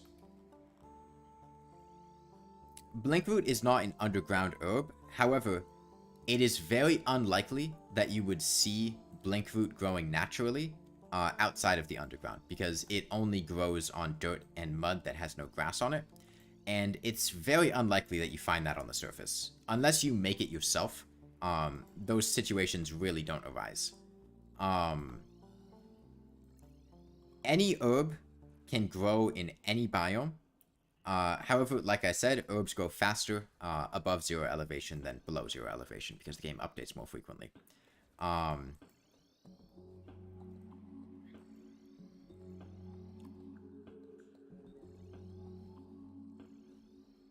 Is he almost dead? Yeah. He's basically already dead. See ya, things. And Nabra. Yeah, I mean, like, it'll grow fine underground, don't get me wrong. It's just, if you're trying to farm it, it's generally more prudent to do it above the surface because it'll just be more efficient. But it does work fine if you make an area that it can grow in underground. Also, herbs can just grow on any...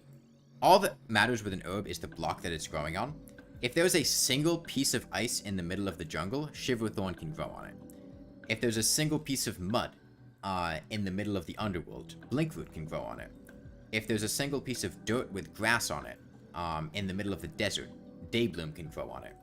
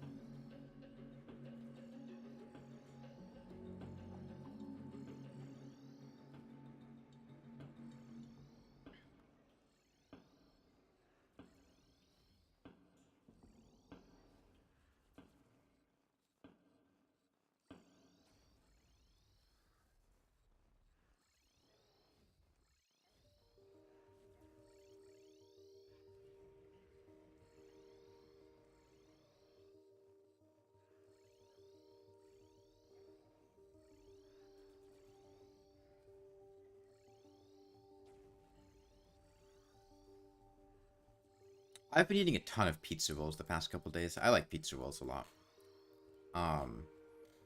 They were on sale. I got 3 50-count bags for $9. At this point, I've eaten 2 of the 50-count bags. But even with potions, you still have to get good at the game. Yeah, they're just helpful. They can make a pretty shocking difference. Particularly in terms of sustain. Having a well-fed buff and a regeneration potion can make miles of difference in how much you're able to recover HP.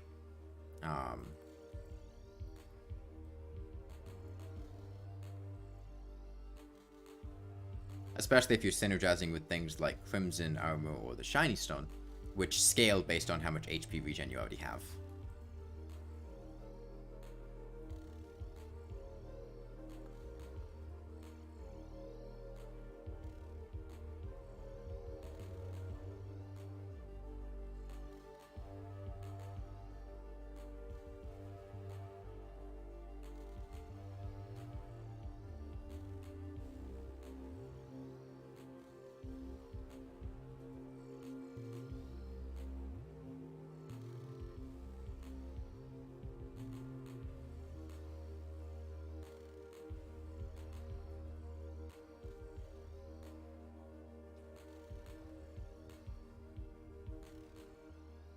Okay. I'm nearing the halfway point of his hands.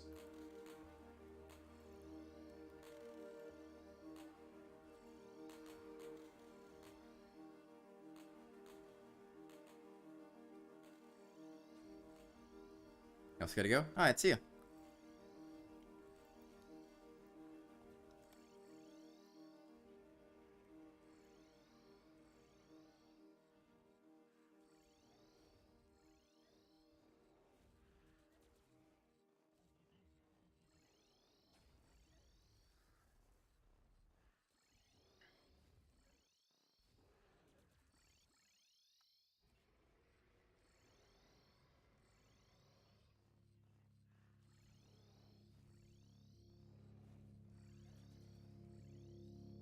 Yeah, I had planned to hang out with friends tonight, but our plans ended up getting canceled. So I'll probably end up streaming tonight as well.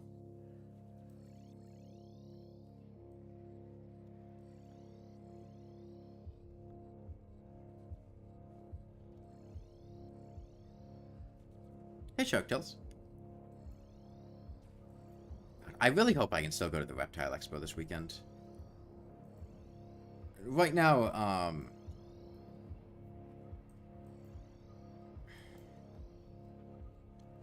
there's basically 2 groups of people that my sister and I are considering inviting to give us a lift. My dad's coming down on Sunday. We're considering asking him to a Reptile Expo. A Reptile Expo is basically a convention where, like, reptile breeders and reptile enthusiasts go to and bring reptiles. And they'll usually have a bunch of reptiles for sale and just a reptile on display. Okay. I wasn't sure, because you had said to the what, so I wasn't sure if it was you didn't know what it was or you just didn't hear what I said. Yeah, we're going to one this weekend, but my sister's car broke down. So now we need to look for an alternative means of transportation, and it's about an hour away. So it's not something minor. Hey, Galoo Gamson. But yeah, we're considering... my dad's coming on Saturday. We were planning on going on Sunday. But thinking about... the thing is, my dad's coming with his wife and his other daughter, who's my half-sister. She is like 4 or 5 years old or something. She's not going to want to go to the Reptile Expo. Neither is his wife, so they'd kind of have to just like chill out while we all went to the Reptile Expo. So I don't know if that's gonna happen, but it's an option we're exploring. Also considering, my sister has co-workers, and she doesn't think any of them would like particularly want to go to the Reptile Expo, but you know, maybe one of them would say yes. There's also my sister goes to a local game store to play Magic the Gathering on in every week or two. And there's a CEDH group there that she goes and plays with, and it's entirely possible that one of them would be willing to take us. However, we would then have to voluntarily spend time near a CEDH player, which is not ideal. Why am I killing Moonlord with a lawnmower? Because I can. Proof of concept.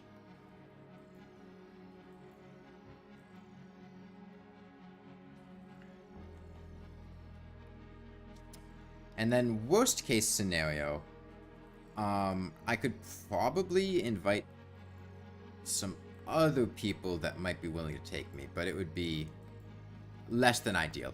What is CEDH? Competitive EDH. It's a Magic the Gathering format, which is essentially people that take this really casual format called EDH, Elder Dragon Highlander.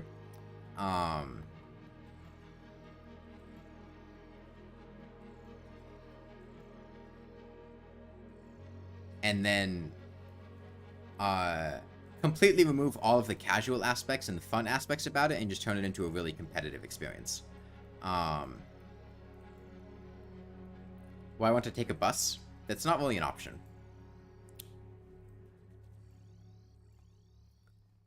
The area we're in doesn't exactly have stellar public transportation. I'm not, like, in a city.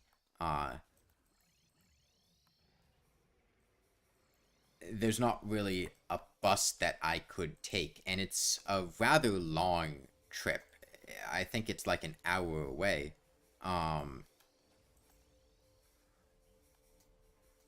Plus, if we end up getting a reptile, I don't know that the bus would allow us to take a reptile back on it, or if we'd be able to keep the animal in conditions that would be safe inside of a bus.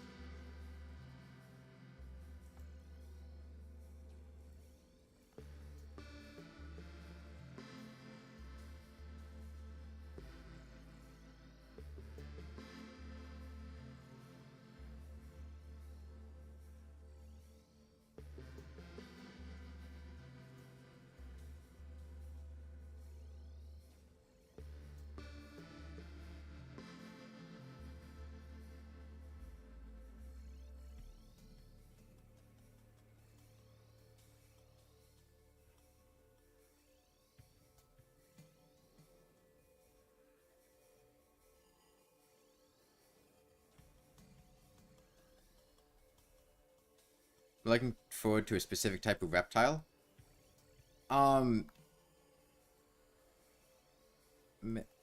Millipede. I like millipede. My sister wants a millipede. How am I teleporting without Rod of Discord or Rod of Harmony? The item teleporters that you buy from the mechanic that allow you to teleport. I'm just activating teleporters.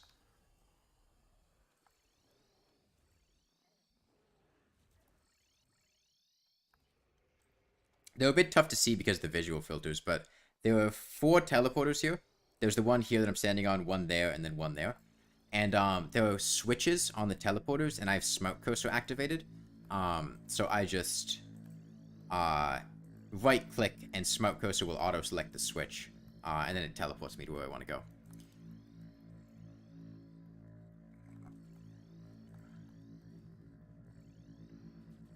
Good cinnamon rolls. Millipedes are very sweet. They're just very passive animals. They just kind of vibe. Centipedes, however, are carnivorous death machines that can eat mice.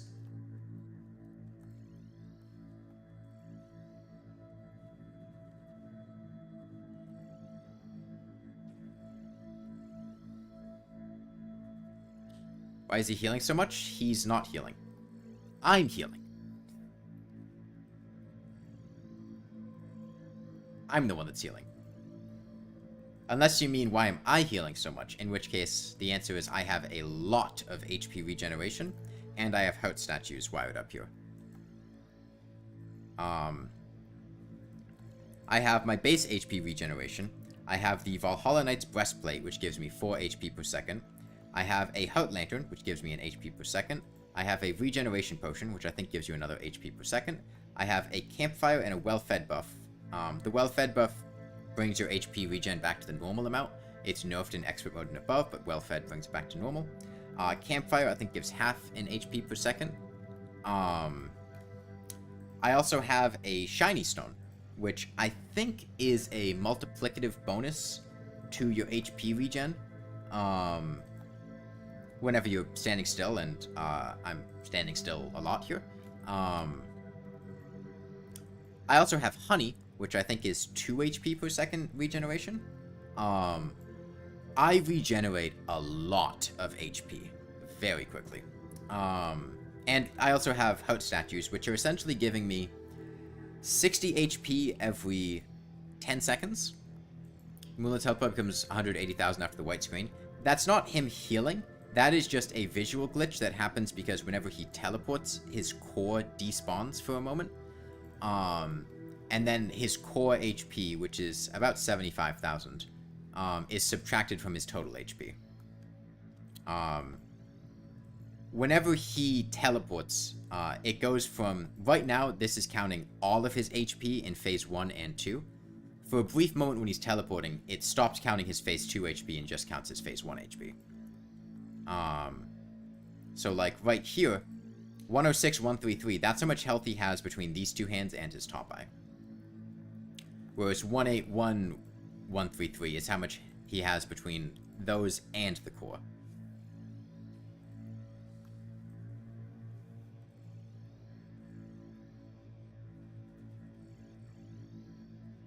You just looked up millipedes, and the first option is millipede versus centipede.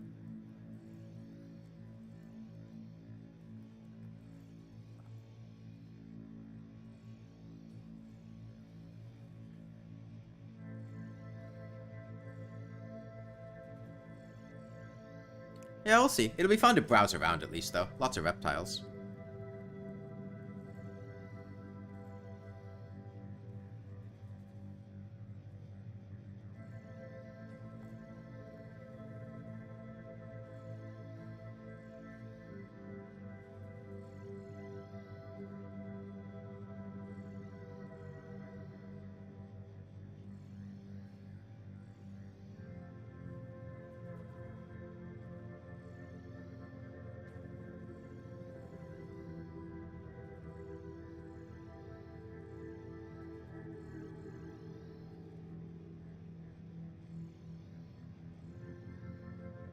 You went to a zoo in Berlin recently and they had your favorite fish of all time, Arapaima? I don't know if I've ever seen an Arapaima before.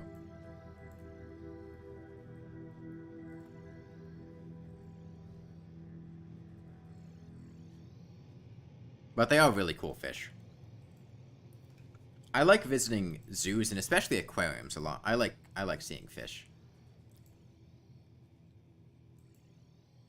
Fish are cool.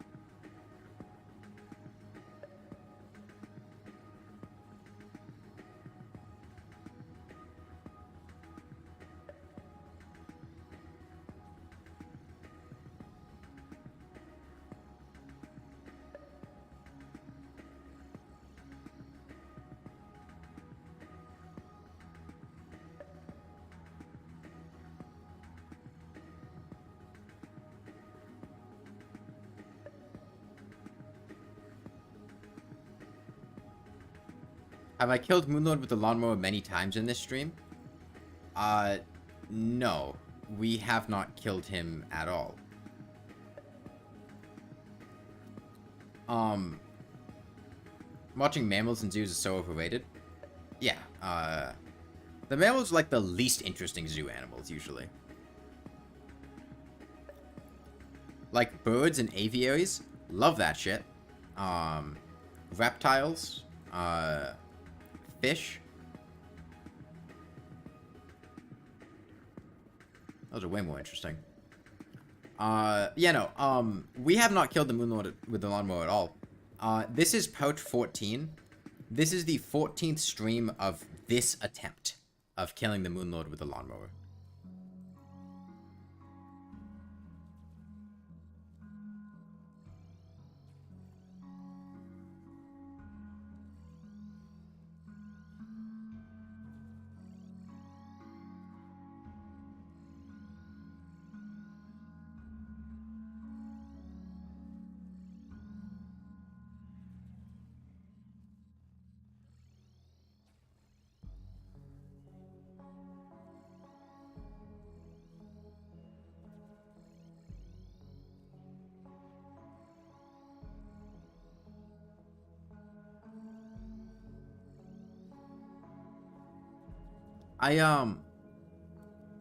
I made a new dessert yesterday.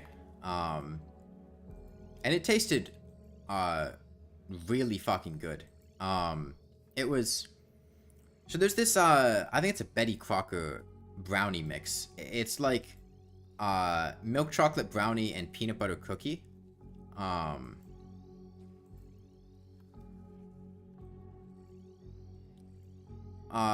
what I had done is I took that mix. I only used a small amount of the peanut butter cookie, and I made a couple peanut butter cookies on the side. And then took that brownie and took a scoop of Ben & Jerry's Gimme S'mores ice cream, or Gimme S'more,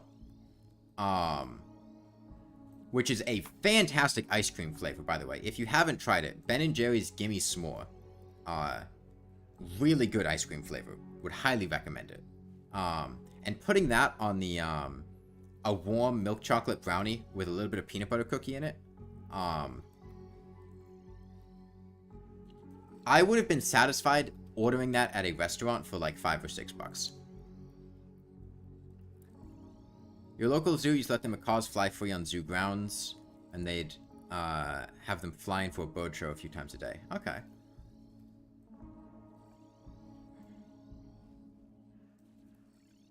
Yeah, I don't know about you guys, but I'm really not a fan of, like, amusement parks. There was a point in time when I was a kid where I was kind of, but not, like, super into amusement parks. But, like, as I got older, I just really lost the interest that I had in, like... They're just so...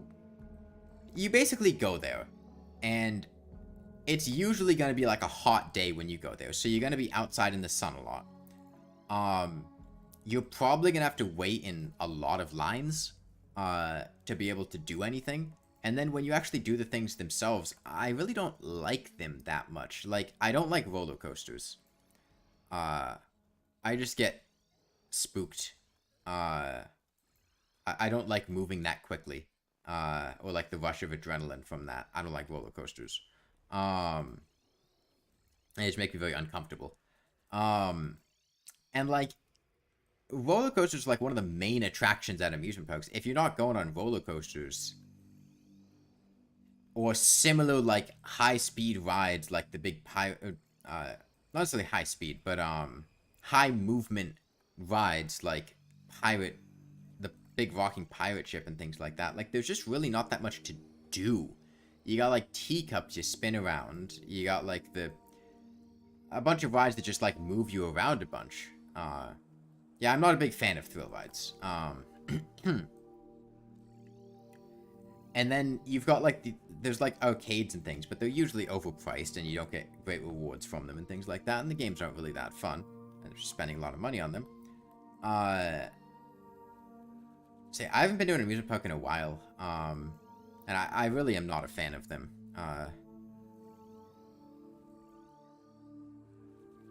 Now that I've grown a bit older,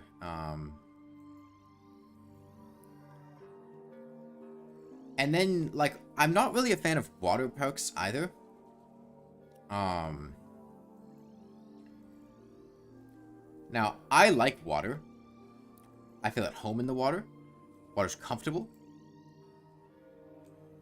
But I had a very bad experience on a water park ride when I was like 12 years old. And since then, I really have not had much interest in going to water parks. Which is, I fell off of, like, they give you, like, the donut that you sit on as you go down, like, a slide or something. And I was going down a long slide. Like, this is one of those giant water park things that you, like, walk upstairs, like, 100 feet. And, like, the line wraps around the staircase going up. Like, it was a big thing. And I, like, fell off the donut that I was on near the top. And it was, like, also a covered ride. Like, it was in a tube and it was mostly dark. And I fell off this thing and basically went down a dark water park ride, not holding on to anything, for quite a long distance. Hurt myself a fair amount because you're going over all of, like, the bumps on the bottom.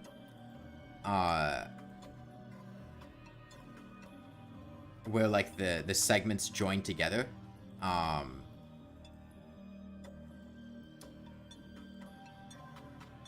And then since that point, I really have not had much interest in water slides. Because that was not a pleasant experience. Could have held on to the ring harder.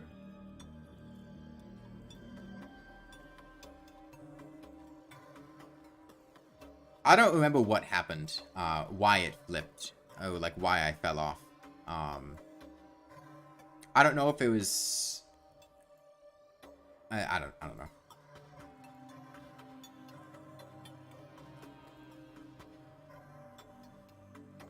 And then, like, the food in amusement parks is mid as hell.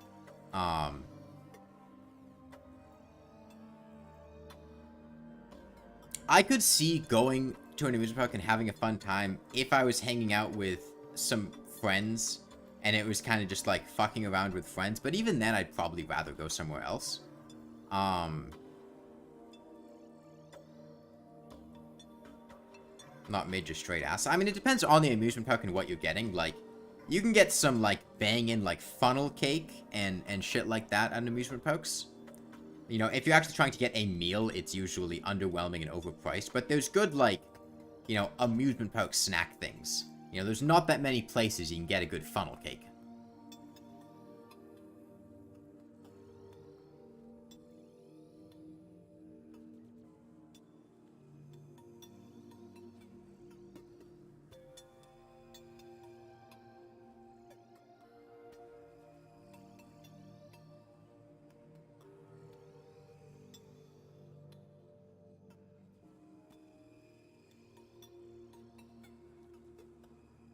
One place I do really like, it's not really an amusement park, but, there's a place in Florida, I forget if it's in or around Orlando. It's, like, in the same general vicinity of, like, where you've got, like, Universal Studios, Disney World, SeaWorld, like, that general vicinity, right? There's a place called Discovery Cove, which is basically a small park that just has a lot of exotic animals in it. And you essentially just get to watch a lot of... There's a lot of, like, fish. There's an aviary with a lot of birds. And you can basically put on a wetsuit and get, like, snorkels and things, and then just get really close to and look at a lot of exotic fish and things. And it's a much more enjoyable experience than those other parks, in my opinion. So it's diving.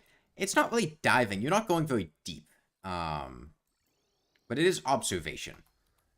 Hold on. I think the, continue watching the video, please.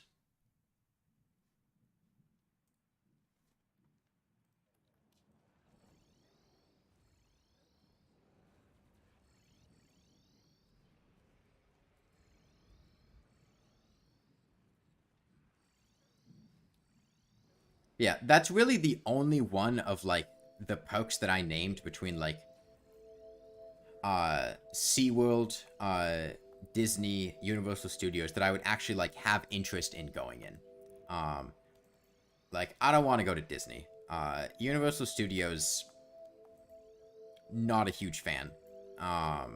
Like, I could find things to do that I could probably enjoy at those places, but I wouldn't, like, want to go there. In fact, genuinely, there was a point in time where my family had taken a vacation in Florida where I just sat in the hotel room instead of going to those amusement parks. Because the only one I really wanted to go to was Discovery Cove.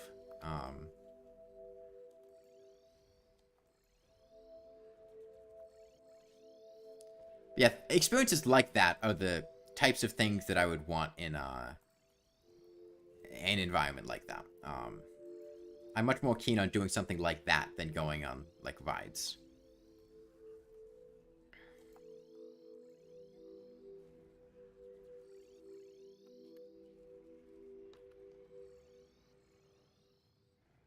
Disney's fun for people who like Disney and sucks for people who don't. Yeah, I mean, Disney is largely a kid-oriented place. Like,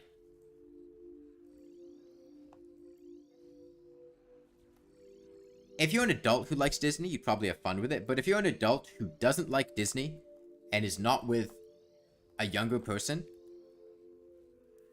it's not really going to be that fun of an experience, in my opinion.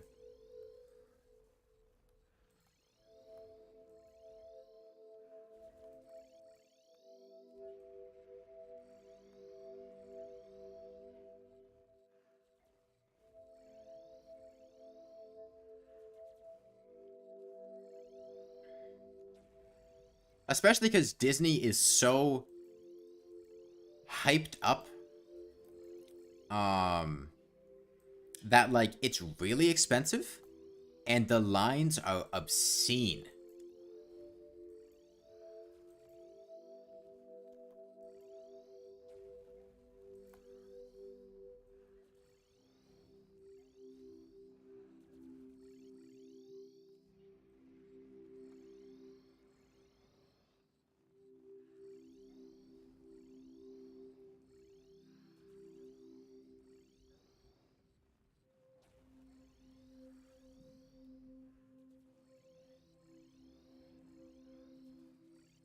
Sometimes you look at the people last in line, you just feel bad for them. Yeah, that reminds me. On the 4th of July, my family, so my sister and I live a decent length away from most of our family. It's about like an hour drive to get from where they are to where we are, which I quite like because that means I don't have to do a lot of things with them all the time. And we have some closer family. Our grandparents live about 15 minutes away from us. You know, we go over there for dinner a good amount. But on the 4th of July, they wanted to... We live near the beach. So they had come over here to, like, go to the beach. And then they wanted to go mini golfing and then go out for ice cream. And the two of us warned them that it was going to be fucking impossible to go out for ice cream on the 4th of July at the nearby ice cream parlors. Because when we got there at about 8 p.m. at night, there was a line of probably 30 or 40 people out the door.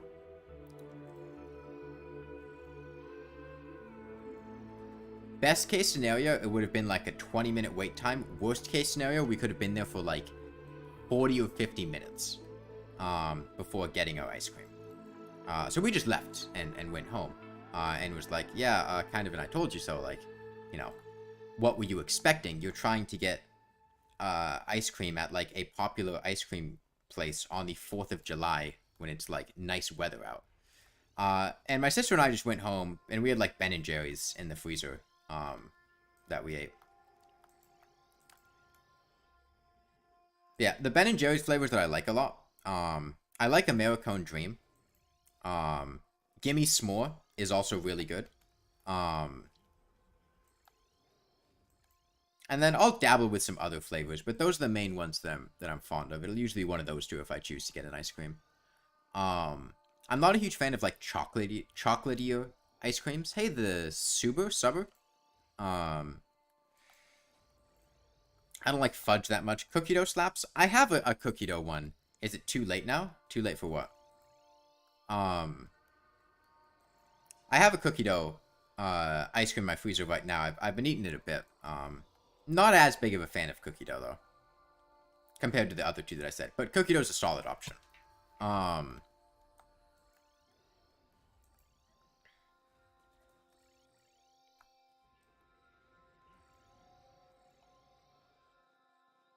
Yeah, I like ice cream that has, like, cone bits in it. Ben & Jerry's Americone Dream is one. Haagen-Dazs has a caramel cone. Which is very similar to Americone Dream. I like that a lot.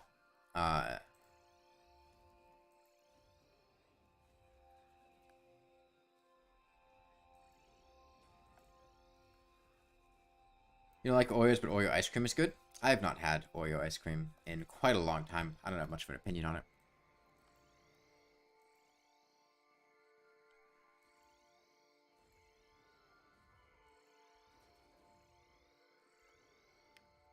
I do like fruit-flavored ice cream, like strawberry... What are we talking about? Ice cream. Like strawberry ice cream, well, like sorbets aren't an ice cream, but, given the lack of cream. But like a strawberry or raspberry sorbet, or a sherbet or something like that. But the problem is, I gotta be in a particular mood to have something fruity, for dessert. Like, it'll be like once every couple weeks I'll be in the mood to bust out a fruit flavored dessert. Although, how'd you eat a lot of too? You like chocolate?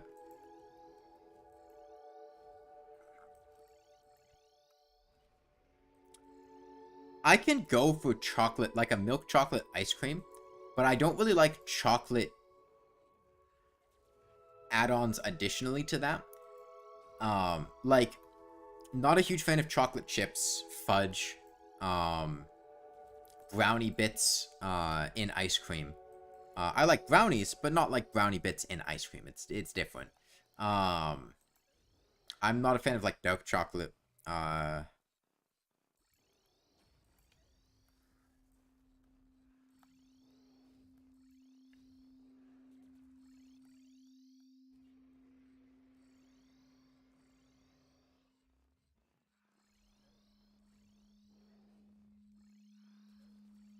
I'd see a Shark Tales.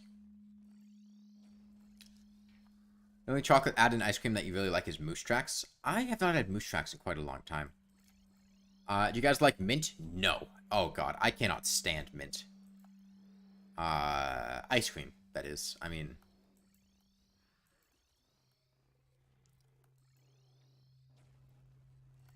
Not a big fan of mint flavor in general. So ice cream on brownies is good, but brownies in ice cream is a no-go? Is it a taste or a texture thing? Okay, so... One, the brownie that you're going to get in an ice cream is not going to be a fresh brownie. It is going to be a brownie that has been, like, frozen with the ice cream. Two, when I put ice cream on a brownie, the brownie is warm. Like, you heat up the brownie, and then you put ice cream on it. And you get, like, a warm brownie with, like, soft ice cream that's kind of melting on top of it. And those two blend together really well. Whereas the brownie in the ice cream is freezing cold. That's the problem with a lot of ice cream mixed in, they're always frozen solid when you eat them. Yeah.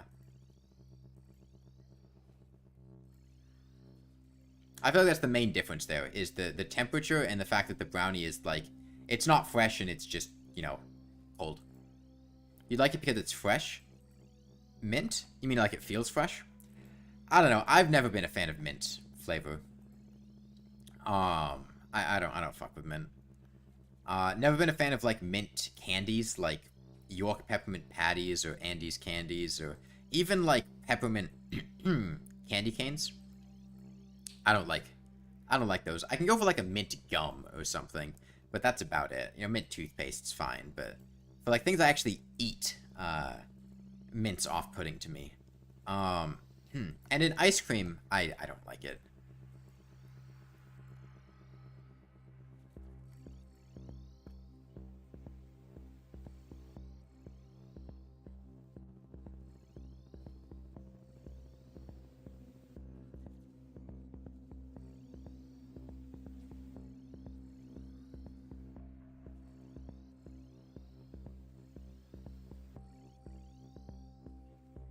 Any favorite food? I'm bad at picking favorites. I don't really have an answer. I can tell you foods that I like, but I don't have a favorite food that I could just give you. Because, I mean, it depends on what mood I'm in, whether or not I'm going to like something. I mean, pizza's fantastic. Love pizza. I'll usually go for cheese, pepperoni, or like a barbecue chicken pizza. I like barbecue food a lot. Pulled pork, pulled chicken, brisket. Fan of those.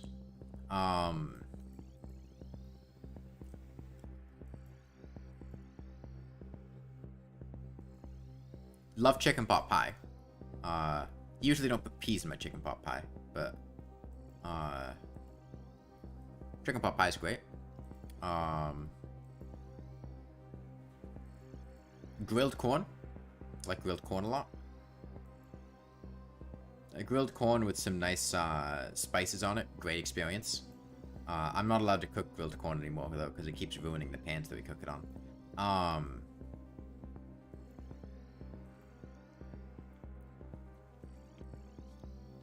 Oh, I like tacos a lot, but there's a particular... I usually go for chicken tacos, not beef tacos. But there's a particular taco shell that I really like. It's sold by Old El Paso. It's their, like, nacho cheese taco shell. It's kind of similar to, like, the Taco Bell Doritos Locos taco. In the sense that it's just a taco shell, a cheesy taco shell. I really like those. You love pizza, but you don't like mac and cheese? I love mac and cheese. Why don't you like mac and cheese? Is, like, yeah, a specific type of mac and cheese you don't like, or just, like, any mac and cheese? Yeah, there's a big difference between, like, a Kraft mac and cheese, or, like, even, like, a Velveeta mac and cheese, which is still ultimately Kraft. And, like, homemade mac and cheese, baked mac and cheese, the types of cheeses you use, the add-ins, you know, some people put bacon, pepperoni, potentially hot dogs, you know, crumbly bits to give it some crunch. You got white cheddar noodles. You got, you know, cheddar noodles. You've got other cheeses. Some people make, you know, cheese blends. To make mac and cheese with.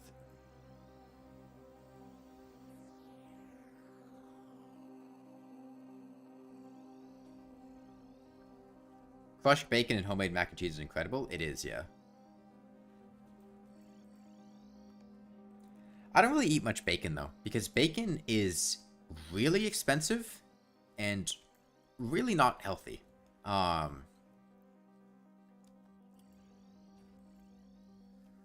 the problem is bacon is not a meal.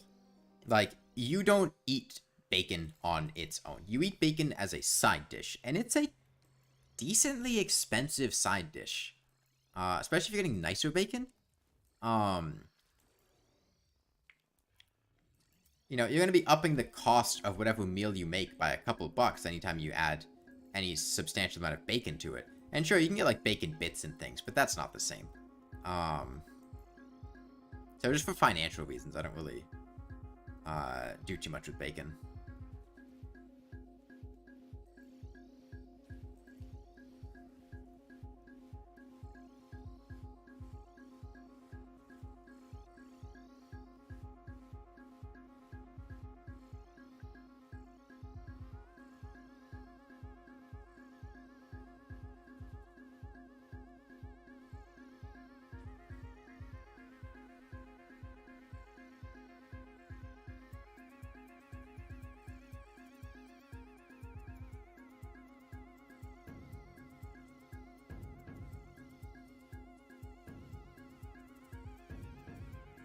You'd love to eat a meal of bacon but you feel awful afterwards? Oh god, that'd be so much bacon. So much grease and sodium and...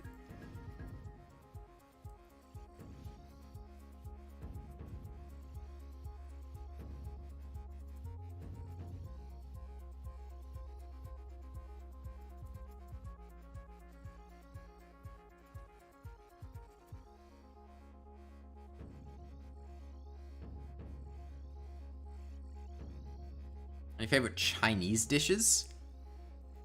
I don't really eat Chinese food. Like, if you're asking, like, genuine Chinese dishes, I don't have any. Because I don't really eat genuine Chinese dishes. Now, if you're talking, like, American Chinese food, I like sesame chicken a lot. But, like, American Chinese food is not a Chinese dish.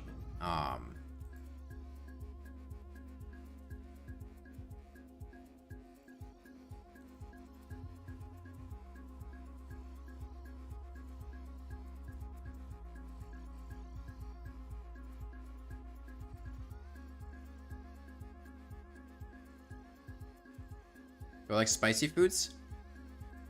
I can tolerate spicy foods. I wouldn't say that I particularly like spicy foods. Like, most of the time, if I'm given the choice between ordering a spicy or a non-spicy version of something, I'm going to opt for the non-spicy version. But obviously, it depends on what it is. If I go to, like, as like Buffalo Wild Wings, right? Not that I go to Buffalo Wild Wings very often, but if I go to Buffalo Wild Wings, about the spiciest that I would comfortably go is like Asian Zing on the Buffalo Wild Wings wing scale. Past that, it gets too spicy for me to comfortably eat. And even that's kind of pushing it, but usually I'll opt for like a barbecue sauce. Not a fan of buffalo sauce. Buffalo flavor, not something I vibe with much. I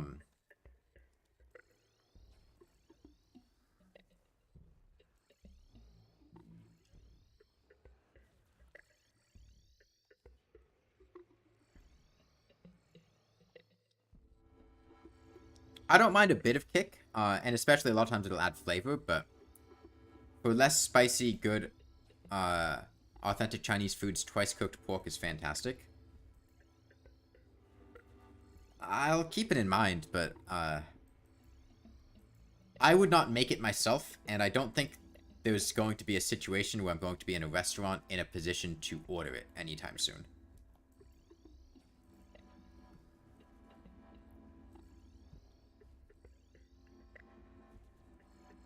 I remember when I was a kid, and my parents would get Chinese food. They would call the pork that you would get, like, you know, that red pork, that you get from Chinese restaurants.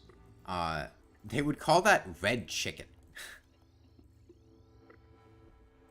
Because they were under the impression that we wouldn't like it if it was pork, so they tried to convince us it was chicken.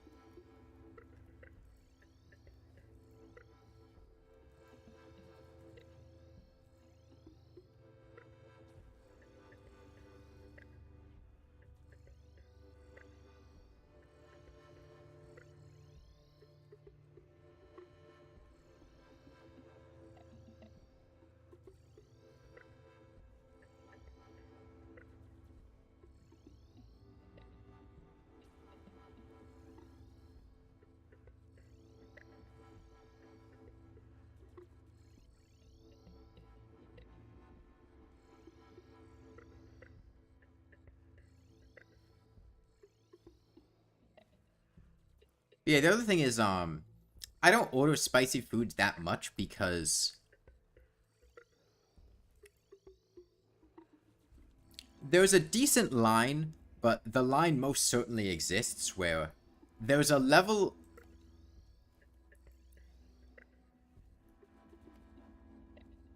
There are like 5 levels of spicy, right? There's not spicy at all. That's level 1. Just basic food, no spice, whatever. Level 2 is going to be like a very mild kick to it.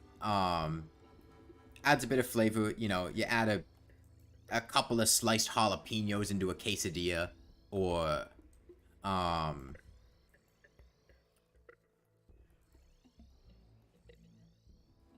you know, you add some chipotle red pepper, or some chipotle pepper, or crushed pepper flakes, or chili powder, to a dish that you're making. A little bit of kick, not too much, mostly just flavor.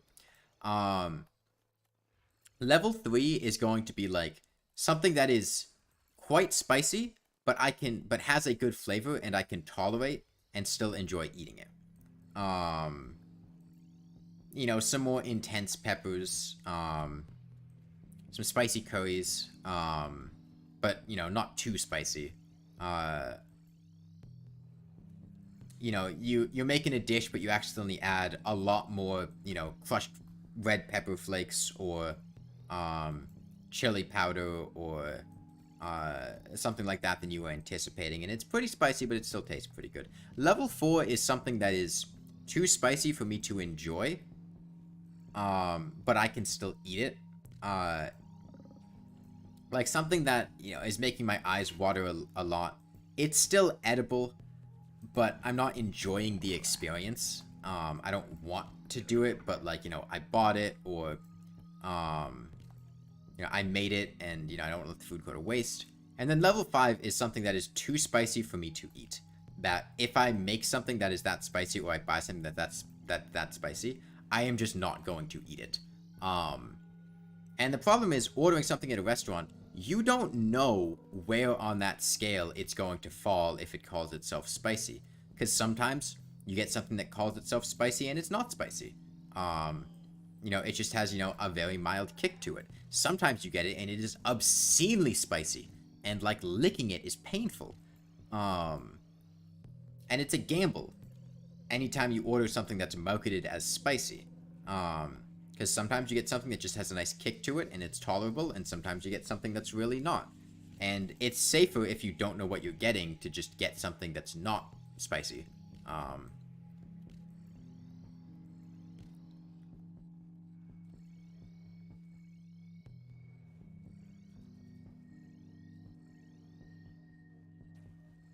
Do I think killing Moonlord is possible? It's been 2 hours. Oh, I'm not going to kill the Moonlord today. When it says this is part 14, that means this is the 14th stream that I've been doing this. Each stream being, you know, 2 or 3 hours. It's possible to kill the Moonlord, but it's not going to happen today. It's not going to happen this week. This is an ongoing effort.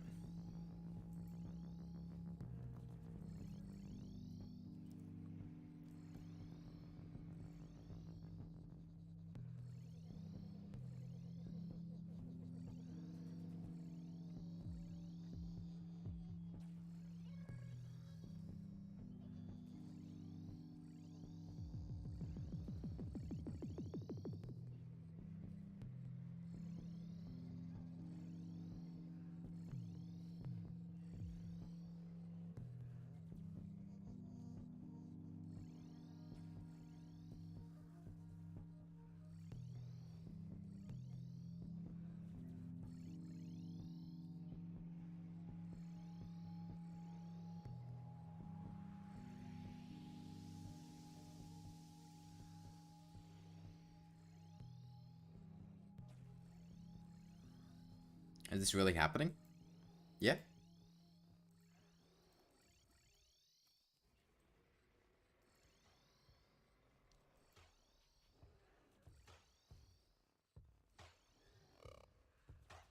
I actually have quite a lot of energy, so we might go a ways beyond 180k for the stream.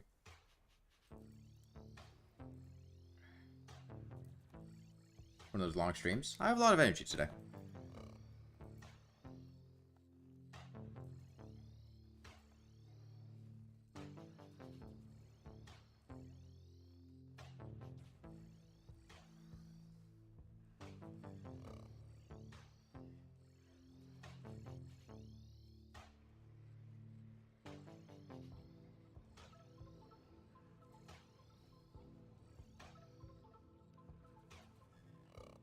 One damage. Oh yeah, the Lawnmower is not going to be dealing more than 1 damage a hit.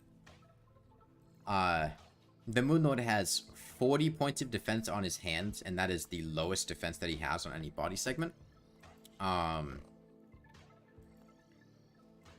You would need to deal 21 points of damage. Actually, 22 points of damage in order to deal more than 1 damage a hit. The Lawnmower has 8 base damage.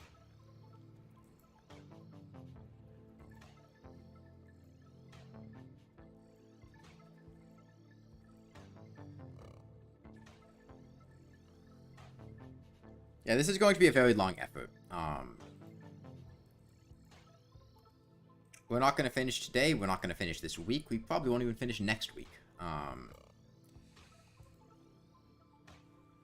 It's just a very long endurance fight.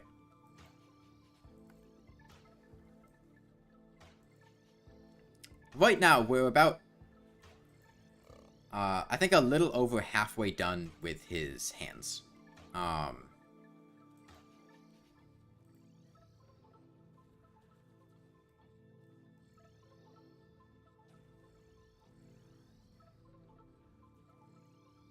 Any thoughts on what the next challenge will be when I eventually win this? I have no Terraria challenges planned for after this. I think it's much more likely I would play other games than play Terraria. After finishing this, it's probably going to be a while before I do another Terraria challenge.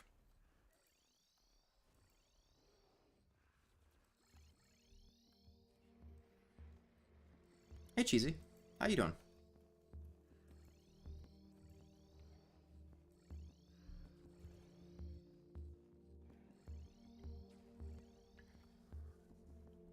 Great, that's good.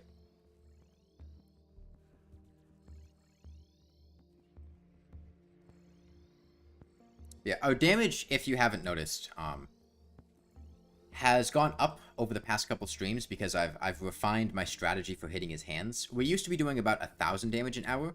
Now we're doing around like 1,400 or 1,500 damage an hour, which is a pretty significant improvement.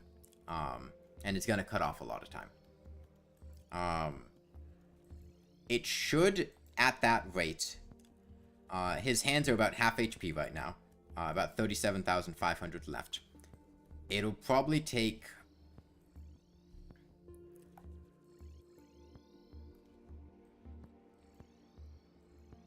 another 20-something hours before we're done with the hands. Like 28 hours or something. Because we're not going to kill the hands completely, because we don't want the true Eye of Cthulhu to pop out yet. Not until we're ready for it. You visited Journey a while ago, and damn, is it a breeze? Journey mode's really as difficult as you make it. It's generally much easier than regular.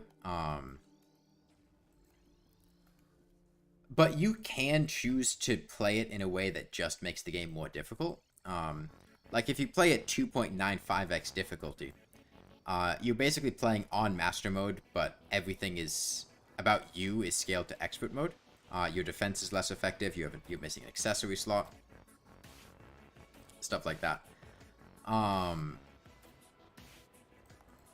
You can play with increased spawn rates, which can either be easier or harder. You don't have to use journey mode powers, but generally it's a pretty easy experience, especially if you play on the journey mode difficulty. That one's very easy. You know, if you did none of those? Yeah, in that case, it's going to be very easy. I mean, it's just...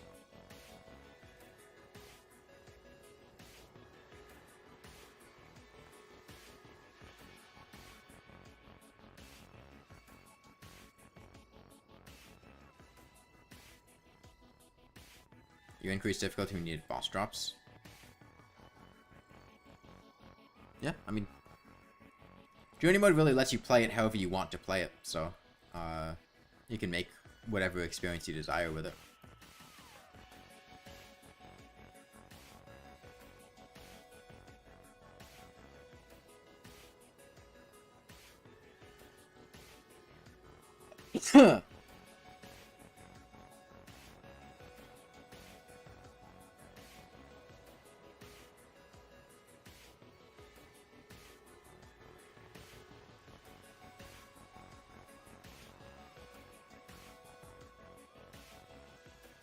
Hey, Woo, yeah? How you doing? It's like a mode for someone who started off fresh and is new to Terraria. I disagree. I think Journey mode is a bad place to start if you're new to Terraria. I think Journey mode is going to trivialize a lot of the learning process and a lot of what Terraria is. And it's not good for new players.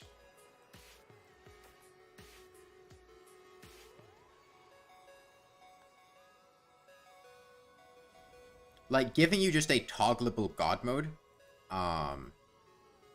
is really going to diminish,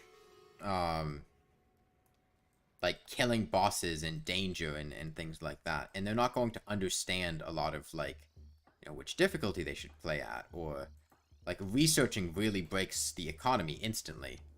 What's the ideal use case for Journey mode? I mean, Journey mode's great for things like this. Doing challenges and using the powers in Journey mode to allow you to do things you otherwise wouldn't be able to do.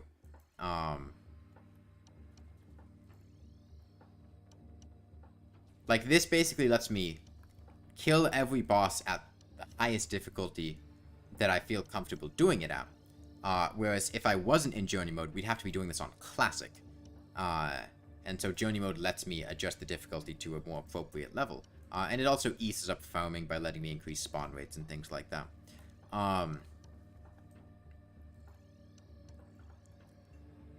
Journey mode is also great for players who like the base game, but want to change certain things about it to make it a more enjoyable experience for them. Like, let's say you like Terraria a lot, but you really hate corruption spread. Well, Journey mode lets you disable corruption spread. Or, you know, you really hate grinding for certain items. Well, Journey mode lets you research those items so you don't have to grind them repeatedly. It's great for building. It gives you essentially infinite access to building materials once you've researched them. You can disable spawn rates, which makes it very peaceful. Great environment to build in. Journey mode's really what you make of it. Given how versatile it is, it's hard to give generic answers for a use case.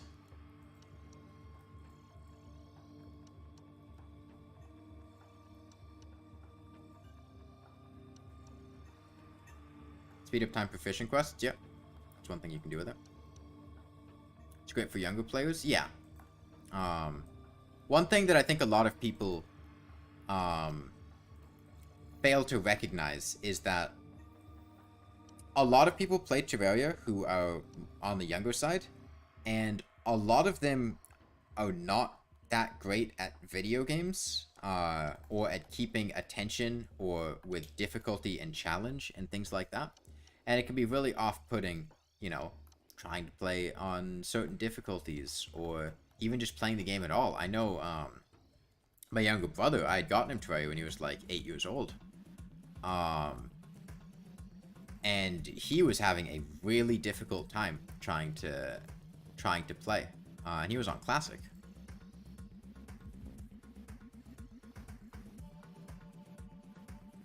200 quests once daily is so damn many. Well, you don't have to do them all on the same character. Do I want to do Calamity True Melee? No. I don't really want to play Calamity again.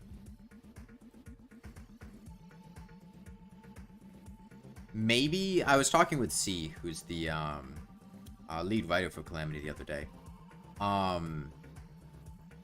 Maybe when Calamity gets its final update and is done, maybe I'd play it again.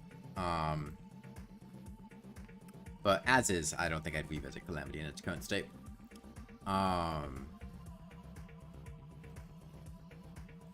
my brother still play Terraria? I don't know. I don't live with him. Hey, Wetfish.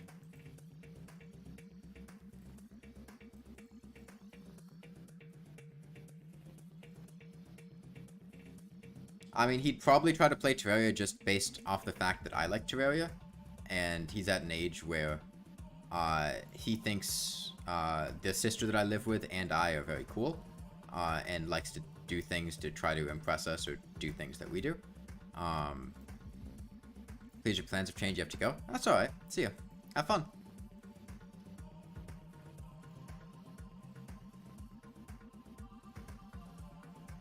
Me.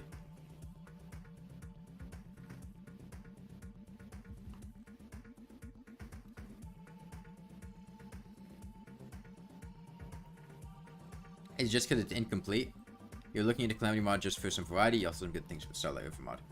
No, I played Calamity already, Andy. All of Calamity. A couple months ago. At this point, it's been more than a couple months ago. Half a year ago. Maybe even longer. I don't remember exactly. Anyway,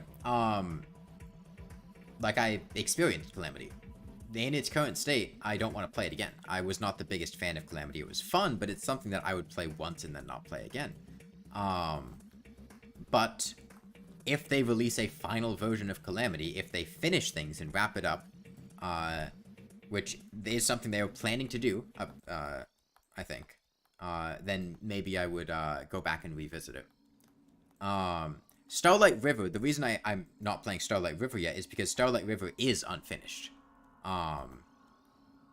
Like, Calamity is a complete mod. They are just adding more things to it and rebalancing things. Starlight River is not a complete mod.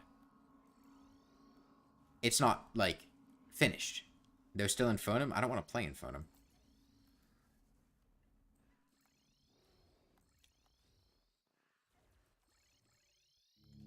I'll play Starlight River when it's done, but I'm not going to play the beta version of it when there's still a bunch of things they're adding and, stuff like that.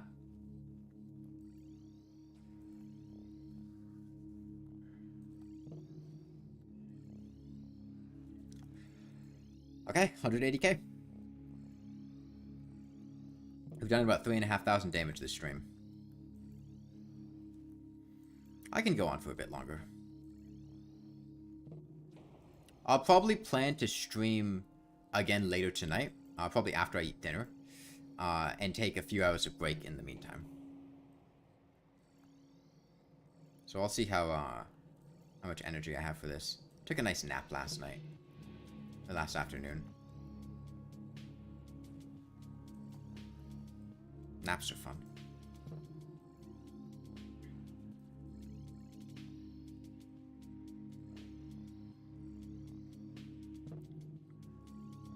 Yeah, I have not found a Terraria mod that has interested me to the point that I would do, like, multiple playthroughs on it. You know, I played Calamity mod, I played Thorium. They were fun, but I haven't really had that much interest to go back to them.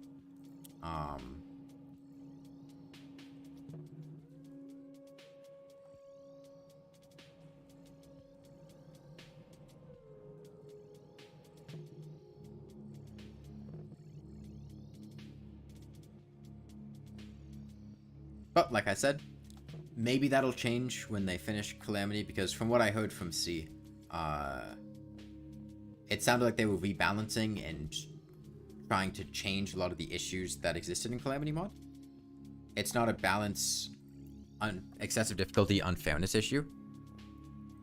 I mean, the reason that I don't want to play more Calamity is, to an extent, probably rooted in, like, balance or things like that issues, just because they make it less fun.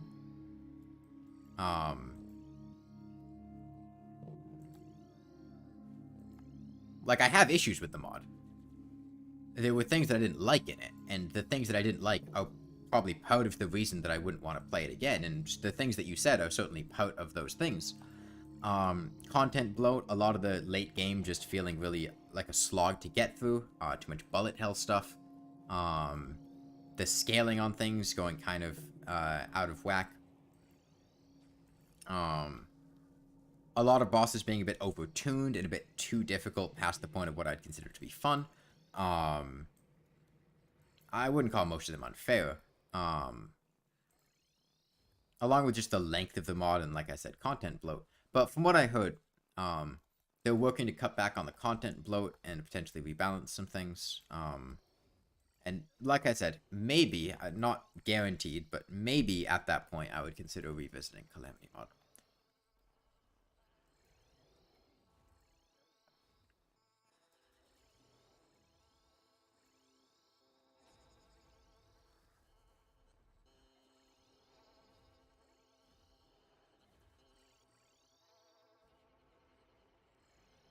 Same case for you. Only recently.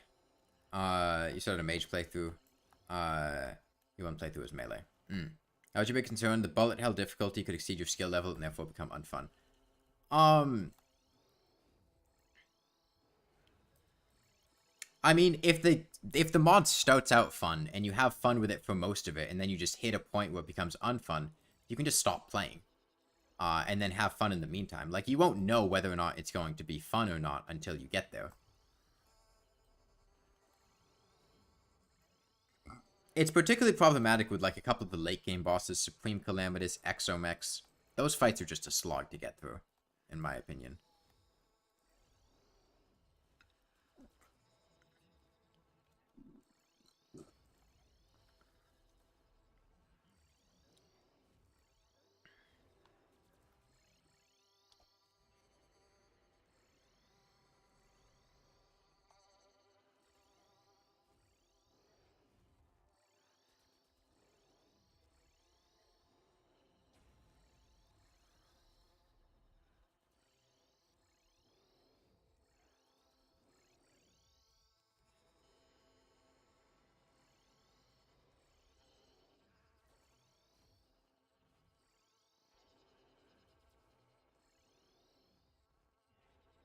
And a lot of the things that I found fun about Calamity Mod was like the first playthrough experience, experiencing things blind, not knowing what was coming or where I should go.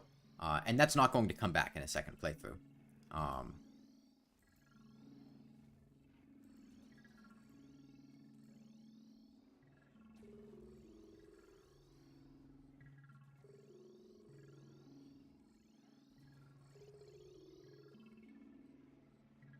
Suppose it depends on how well that difficulty scales. Just sucks to sink much time a game into a mod and not be able to finish it because of the difficulty spike. About the fights. I mean, you can always lower the difficulty. On the fly. If you're playing on, like, Revengeance, you can go to... Or no, Katana 0? You know, I think I saw that game on the Steam store. The Subaru. I don't know anything about it. But I think I remember seeing it on sale. I recognize that name.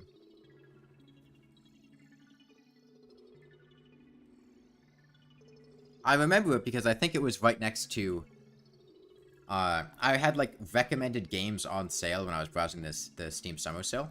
And there was, Noida, which, this was, like, a day or two after I played Noida, did not like Noida at all, refunded Noida, and left Noida a very negative review on Steam. And a couple days later, Steam decides to just recommend me Noida, thinking that I would like it. And then next to it was Spelunky, which is a game that's very similar to Noida, which is the game that I just left a quite negative review on. And then there was also Katana 0, and it was the odd one out there. And I remember by virtue of that.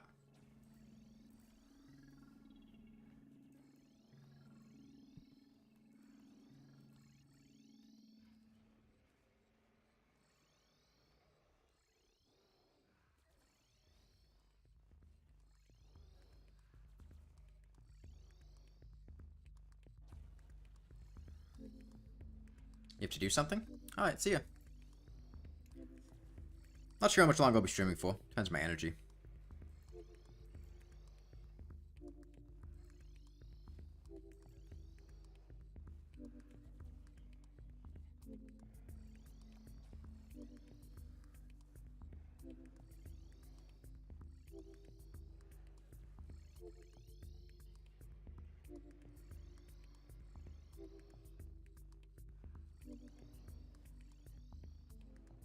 Let's get past 180k. Thank you.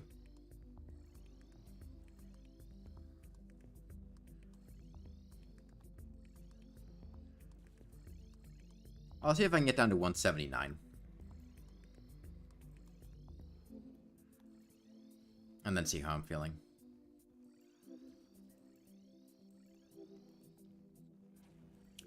A good way to psychologically deal with things like this, where you have...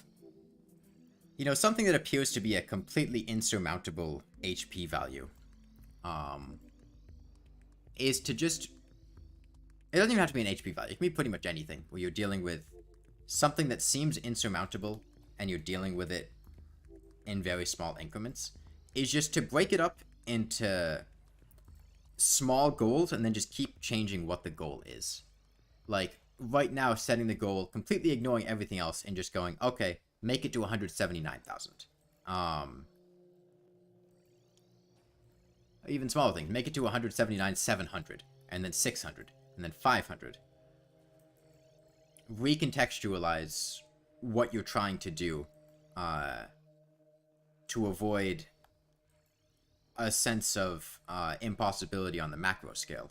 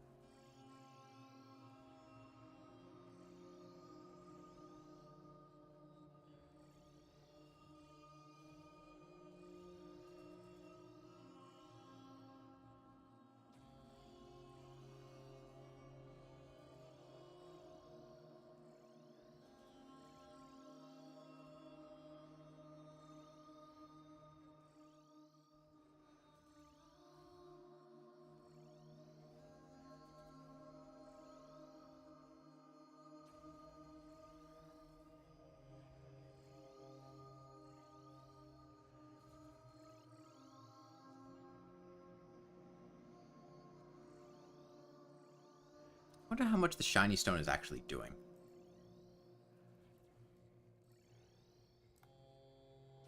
Not the easiest to tell.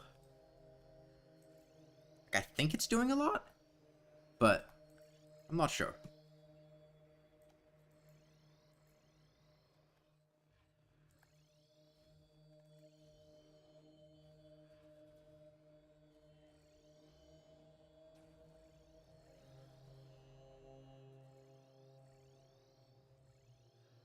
The main question to be answered with the shiny stone is, does it give me more HP efficiency than taking 6 less damage per hit? And I think the answer to that is almost certainly yes. Because the alternative to the shiny stone would be equipping a Flesh Nucky to give me another 8 defense, which would be 6 less damage per hit on Expert. And I'm pretty sure the rate that I'm regenning due to the shiny stone is going to be better than that.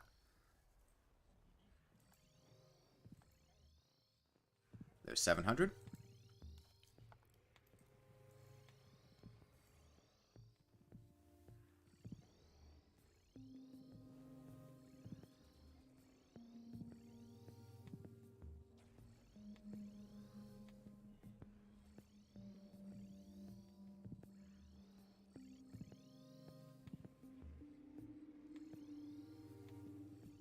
I wonder if we hit the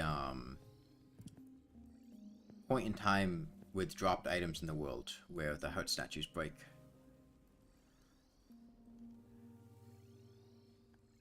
Be convenient.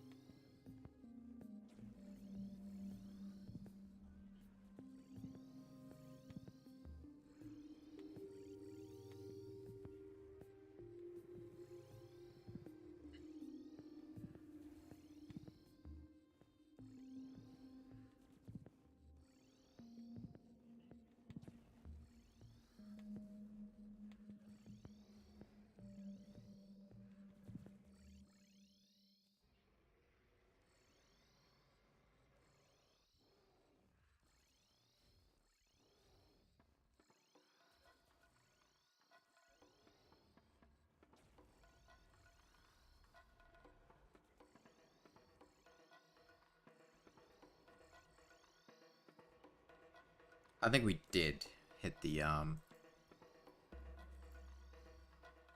point where Hurts just spawn endlessly.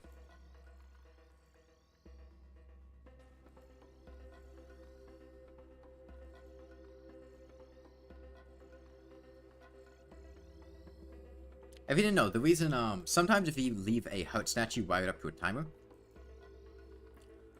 after leaving it for a long period of time, sometimes it just, normally Hurt statues spawn up to 3 Hurts in a local area, and 10 Hurts globally.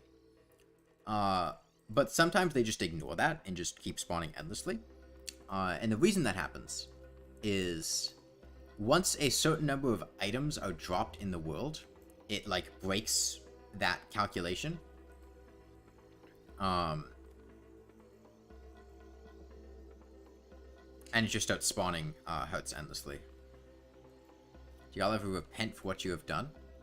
What do you mean? Why would I repent for what I've done?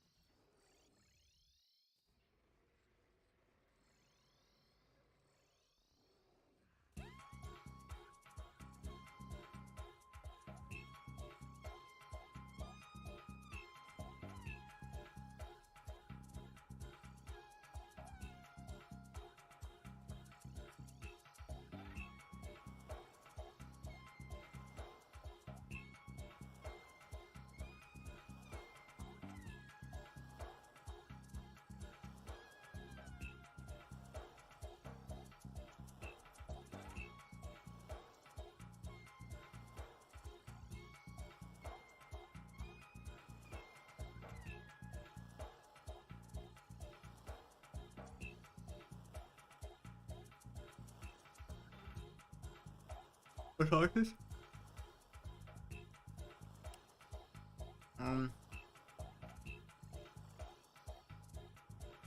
Garbage waste threat thing?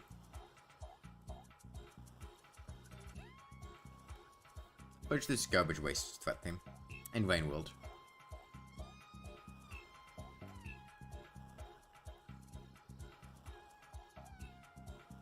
There's a small voice in the back of my head that for some reason wants to say chimney canopy, but I'm pretty sure it's garbage wastes.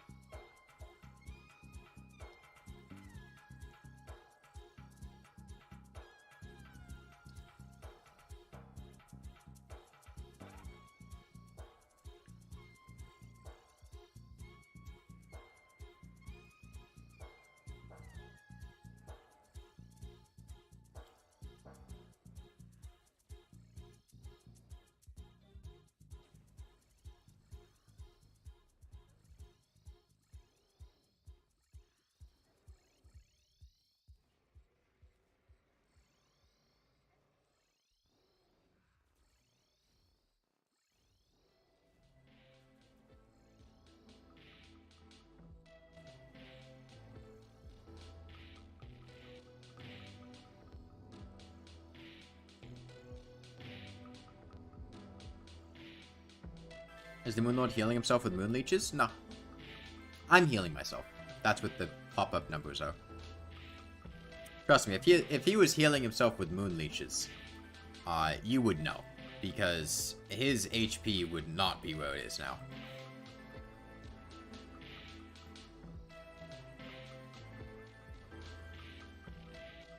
You know, those green numbers that are popping up, those are me healing.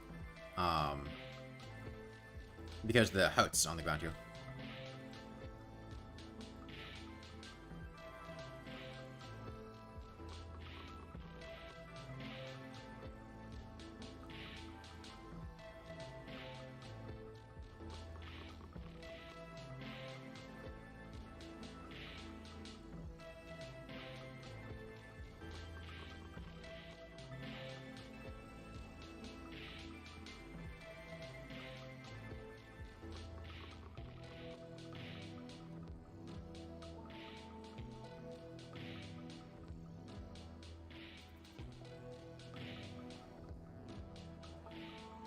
Moonlord healing would be in the hundreds. The Moonlord heals for 1,000 every time that he heals.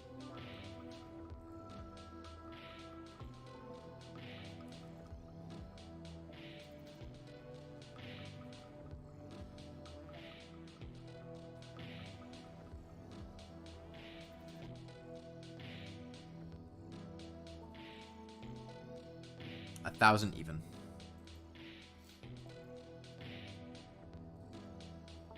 Why isn't he healing himself?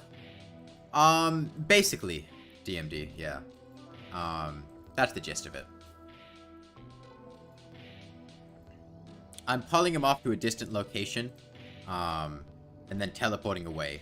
I do it before he spawns the leeches, but if he did spawn the leeches would despawn by doing that.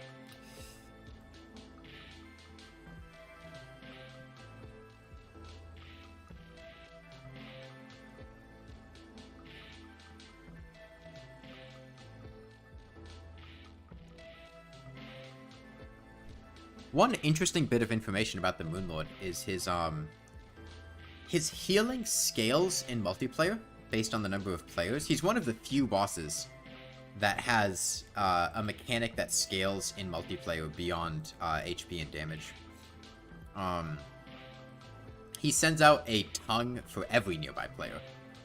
So he'll just shoot out a bunch of tongues in multiplayer, and they'll all spawn leeches that fly back to him.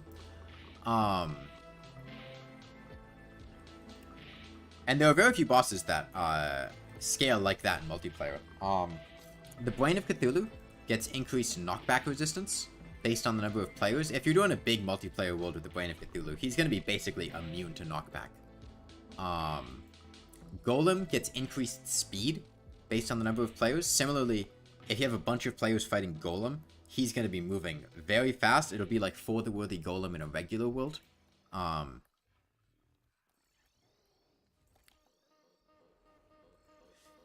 And those are the only two bosses I can think of that have non-HP and damage behavior that scales based on the number of players. There might be one or two more that I'm forgetting, but I can't think of any.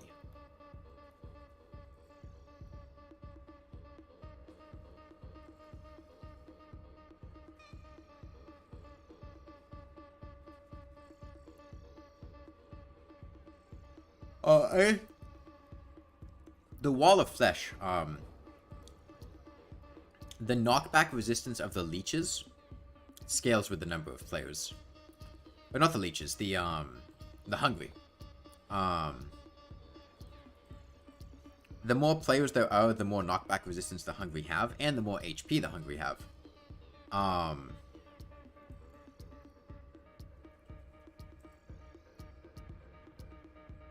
Which can make the hungry very difficult to manage in large multiplayer games. As we've seen before in the large multiplayer games we've done.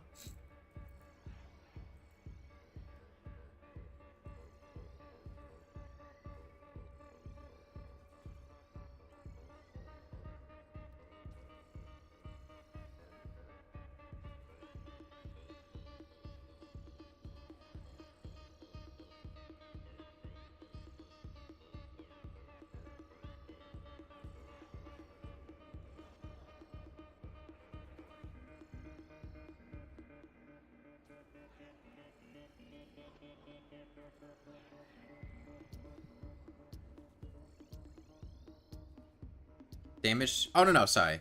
It's just HP. I don't know why I said damage. Although, fun fact, there was a bug in 1.4.4 that made the damage of Pumpkin Moon and Frost Moon scale in multiplayer, which meant for a period of time in 1.4.4, in multiplayer games, large multiplayer games, enemies during the moon events would deal like 1,000 damage per hit on like expert mode. But yeah, sorry, I don't know why I said damage. I meant just HP.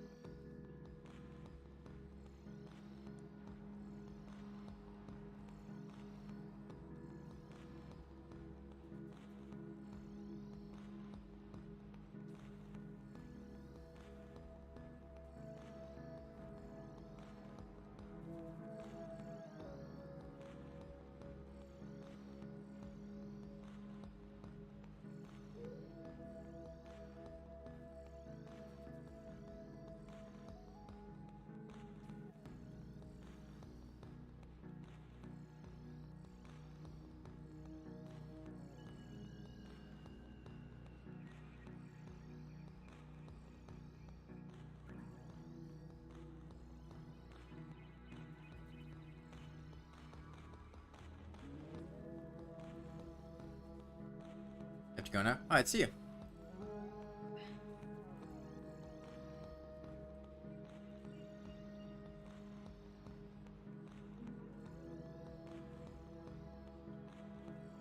But yeah, there are a lot of interesting nuances that some bosses have in multiplayer. For instance, good example, Duke Fishron is a very interesting boss in multiplayer. There's a specific quirk to his AI that you really only see in multiplayer, which is most bosses will continuously readjust what player they're attacking. You know, they'll preferentially target players that have more aggro, and target players less often that have less aggro. But they're readjusting who they attack pretty frequently. However, Duke Fishron does not do this. Duke Fishron, as soon as he chooses a player to target, he will continue to target that player until that player dies. Duke Fishron does not change aggro unless the previously aggroed player died or otherwise left the area, like by teleporting away. Which means, typically the strategy you work with Duke Fishron in multiplayer is to have one player work on dodging him, and then everyone else just kind of sits away and is like a firing squad.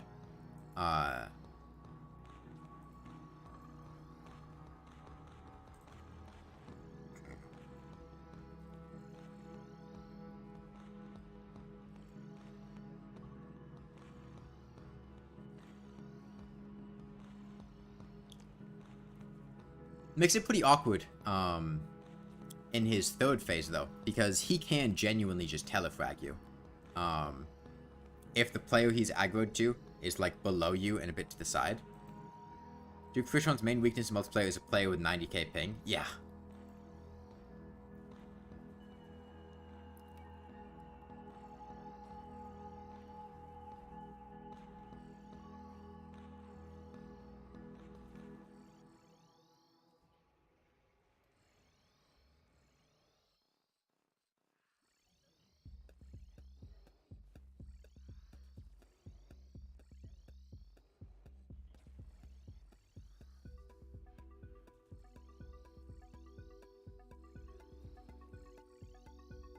Hey, Sergio. Not too much. How are you?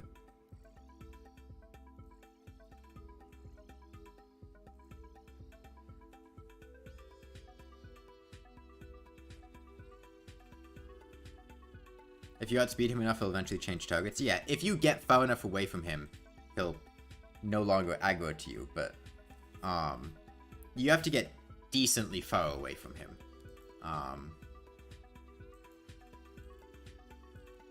You're good? That's good.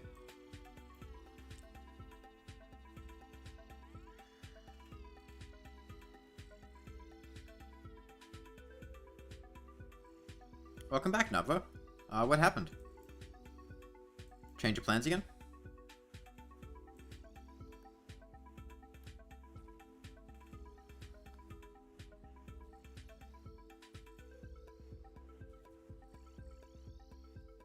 Need to go somewhere else again?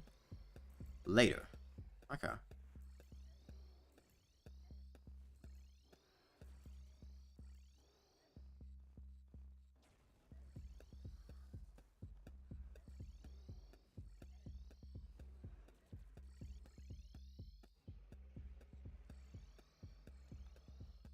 But when you were where you were gonna go, you watched a gore test? I'm not sure what that means. I don't know what a gore test is. Hey, Suba, welcome back.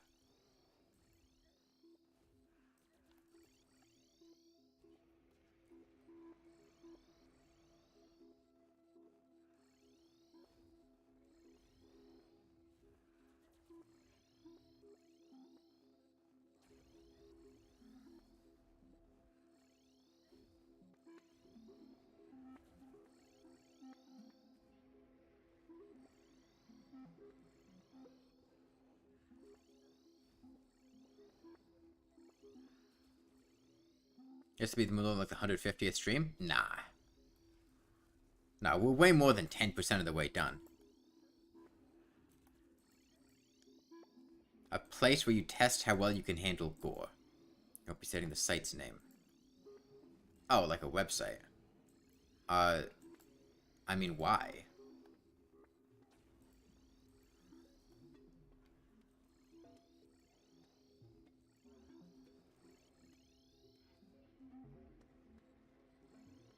Why do that?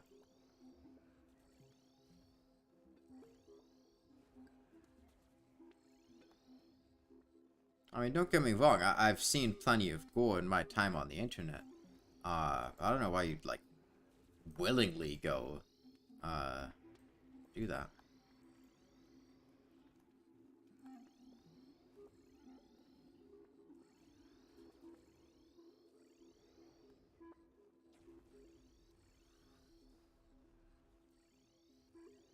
I have no context for what that means, nor am I going to figure out, Navra. I don't think being able to handle gore well is, like, really that much to brag about. Like, that's not impressive.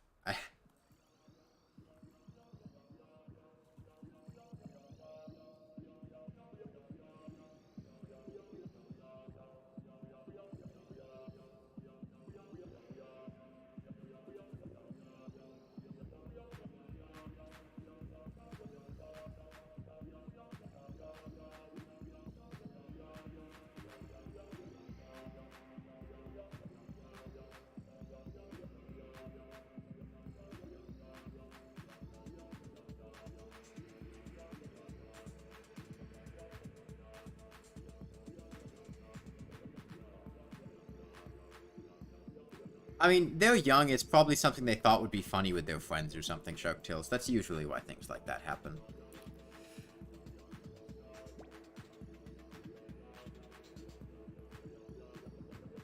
Teenagers being edgy, thinking inappropriate things are cool, stuff like that. You're just surprised it was so easy.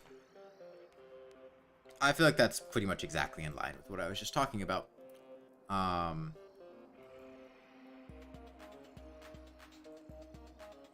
That's not something to brag about. Nor is that something that I would be impressed with you because I heard.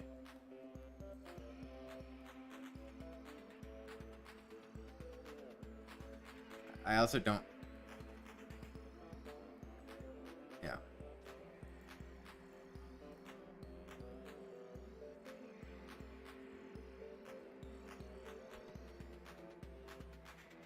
Hey, Zeldaria. Zeldaria. You don't have to keep justifying it. We can just move on, Nabra. Have any plans for my next Terraria challenge? I don't have a planned next Terraria challenge. The most likely things I would do after this, I was considering doing Blindfolded Rain World. Just because I think that could be fun. I was also considering doing a speed run of Dark Souls 1 on Dancepad. I haven't set a target time, but I was considering doing I want to do some more Dancepad stuff, and I was considering trying to speedrun Dark Souls 1, so I think that'd be a bit fun. I like Dark Souls 1 a lot. Probably something in like the 2-hour, 2.5-hour range. You even know there's a lawnmower in Terraria, but what you're picking up is that it's the best item in the game? Basically, yeah. The lawnmower was added in 1.4. I know you said you haven't played Terraria for a while, so I don't know if that was pre-1.4. But it's a very niche item that you buy from the golfer. I'd see an upper. That is basically just shit, and that's pretty much it.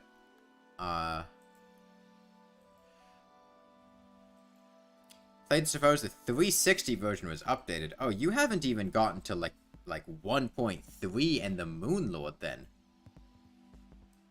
Damn, that's dated.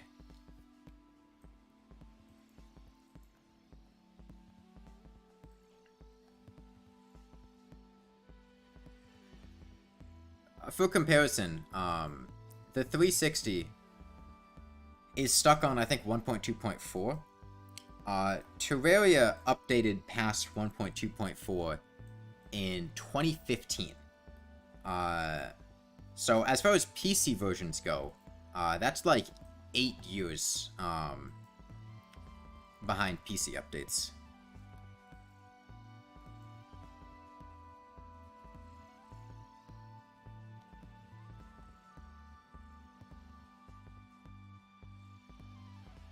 How about Terraria 1 HP challenge? I don't want to revisit Terraria 1 HP hardcore. I would not do Terraria 1 HP outside of 1 HP hardcore because that's just, like, boring.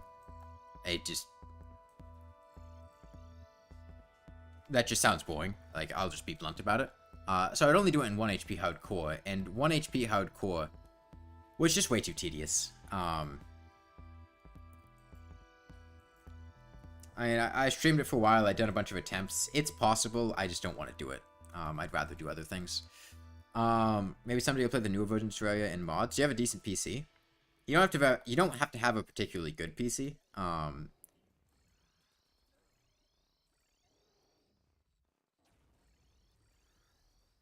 But the game's not expensive on Steam.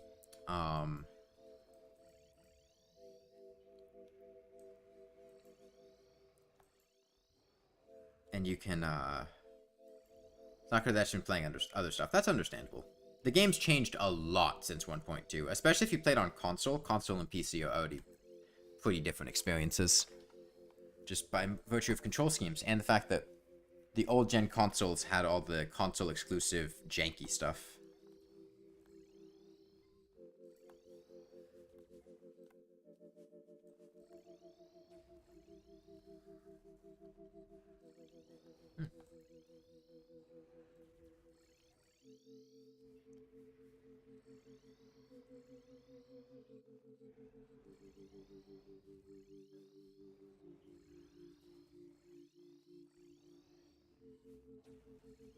You'd like to connect a controller anyway, used to it, and you like the twin-stick shooters more on consoles? You can do that. I would not recommend that. Terraria is drastically easier to play on keyboard and mouse than controller. But it does support just connecting a controller and playing that way. You do still get like the lock-on auto-aim thing and whatnot. It has the framework for the controller to work the same way.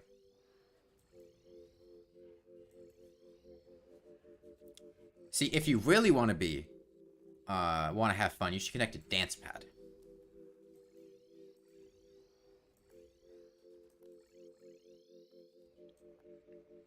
And just play Terraria with that.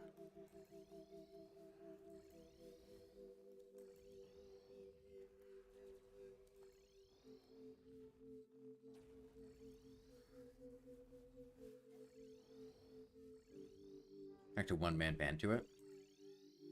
I don't know what a one-man band is.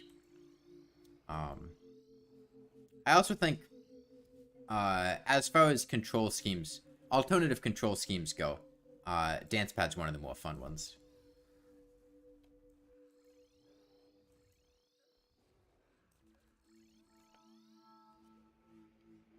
Which is why I usually do dance pad stuff, and not other control schemes.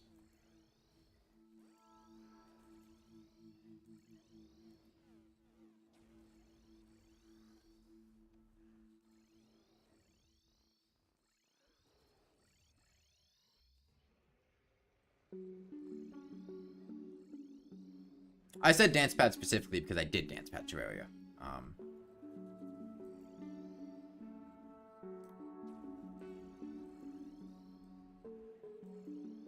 A lot of instruments being played at once by one person. Okay. Makes sense.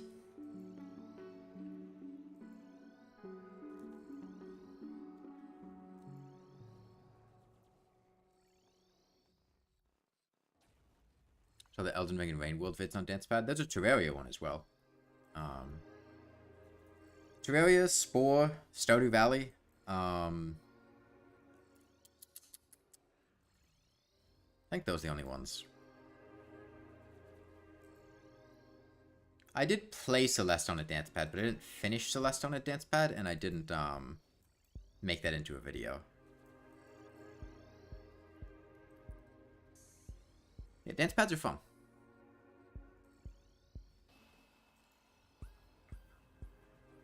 Oh, and Hollow Knight. Hollow Knight, too. I don't know how I forgot about Hollow Knight. And I guess the Path of Pain, also. It was a separate video from the Hollow Knight one. So we doing co-op, someone plays with music with instruments to control, another dancer with the dance pad as a controller.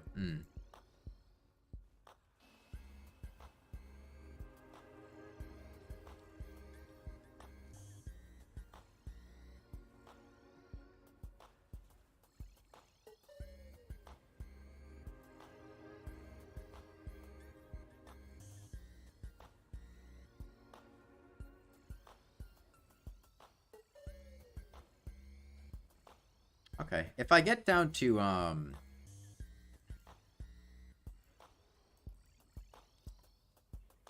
700 or so, I think that would be a clean 5,000 damage I dealt during this stream.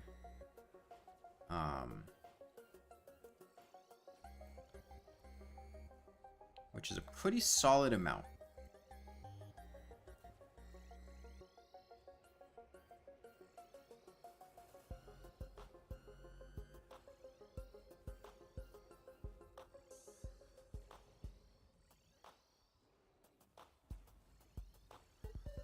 Moonlord had legs, would he have more HP? It depends. Do his legs have eyes? In the same way that his core and head do? Do you have to attack the Moonlord feet?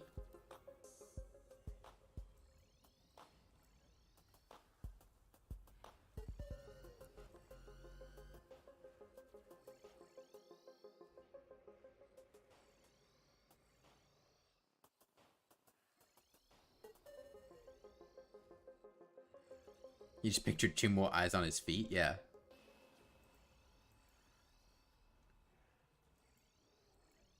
I mean, all his other extremities have eyes on them. Shit, maybe he's got an eye on his penis. I wouldn't put it past him.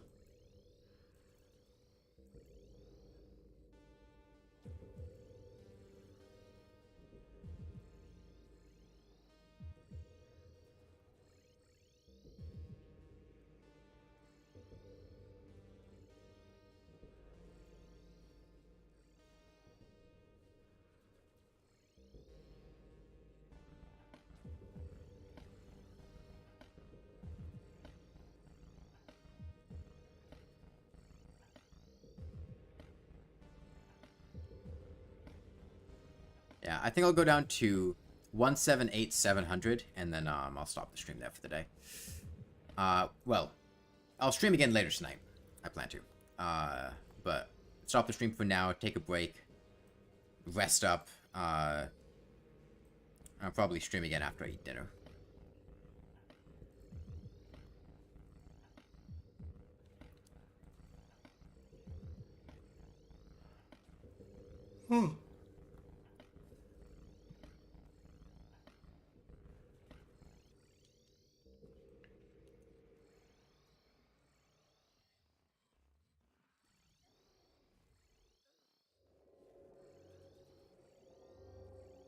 Some funky looking grass I'm mowing. Yeah, the HOA has really specific restrictions.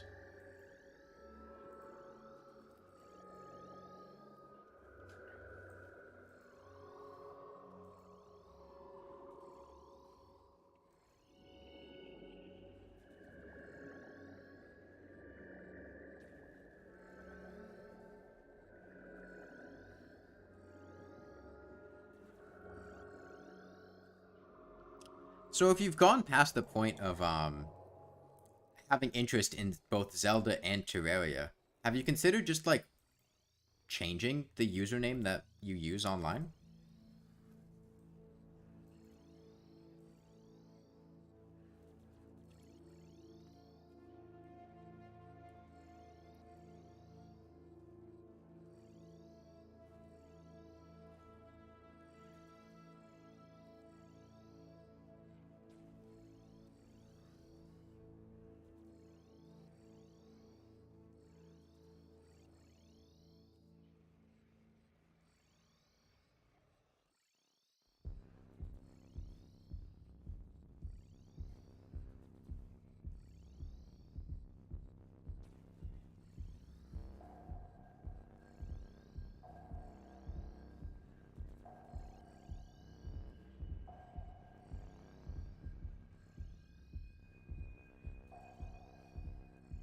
You're too known with it, and in fact you don't dislike it either, you're just not that big of a fan of him, also you quite liked Breath of the Wild, and Tears of the Kingdom looks good. Okay.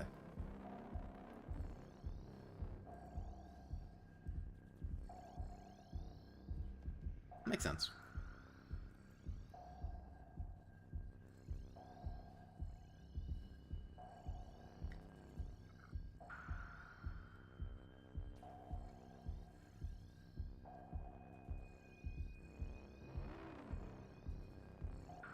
God, I can feel the daddy longlegs chasing me with this music.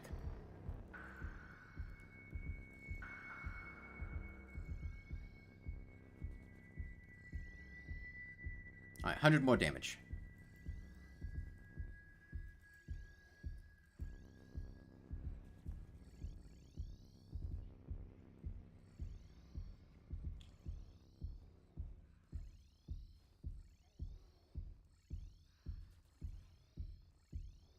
Using it through the Rivulet campaign and the Rot was something else?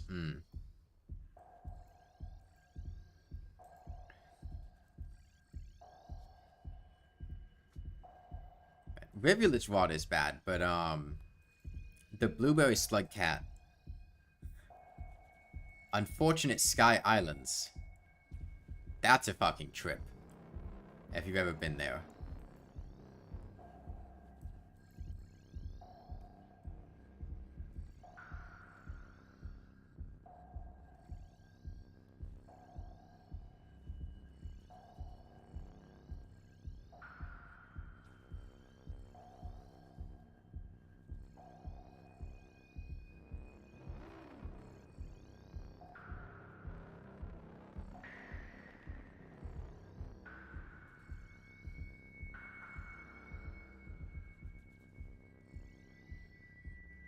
So, which campaigns have you done?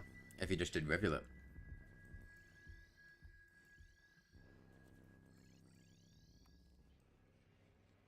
Did you do Rivulet before Spearmaster? After?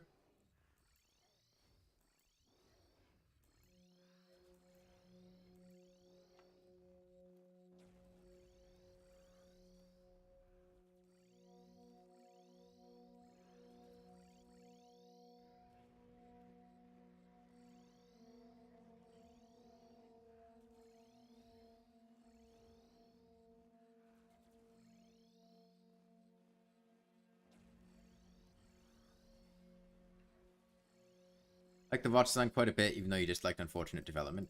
Oh yeah, it's not as annoying to get through as unfortunate development. Like the region's bigger, but not the zero gravity was such a big annoyance. You did Gourmand and Rivulet, and you're in the middle of a co-op in Artificer. Okay.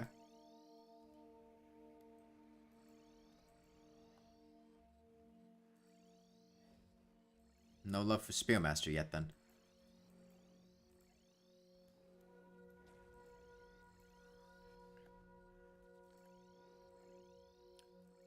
Yeah, the most annoying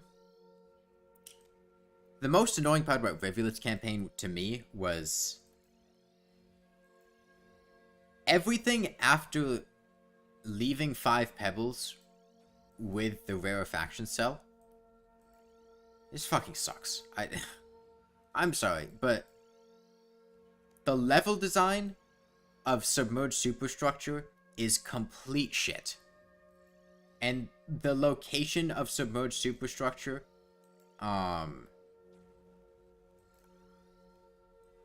like the whole place is just no.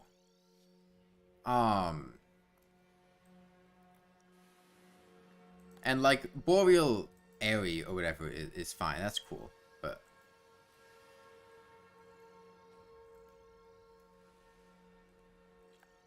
I feel like the way that things were designed after you left 5 pebbles really fucked with the narrative momentum of the story, in the sense that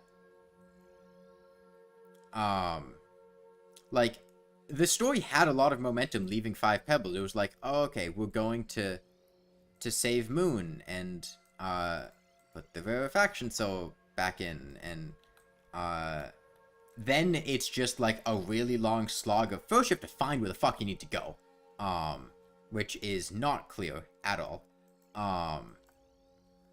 Then once you're in there, it's like the biggest region in the game. It's just a massive maze where everything looks the same. It's mostly underwater, and there's like very little in it. It's mostly empty, which is just not very fun to get through.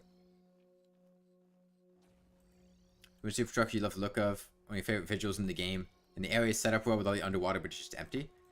I think the level design is also awful. If you look at a map on like the interactive map of Submerged Superstructure compared to like most other regions, it's just a complete soup of rooms. Found the pacing with that fine, but from Co-op Survivor you knew where Submerged was but hadn't entered it.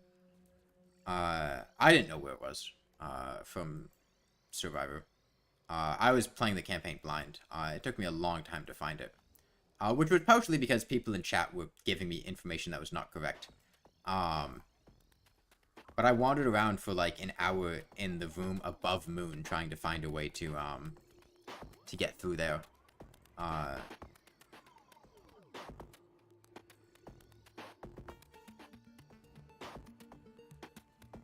Okay. Well, I think I'm gonna stop here.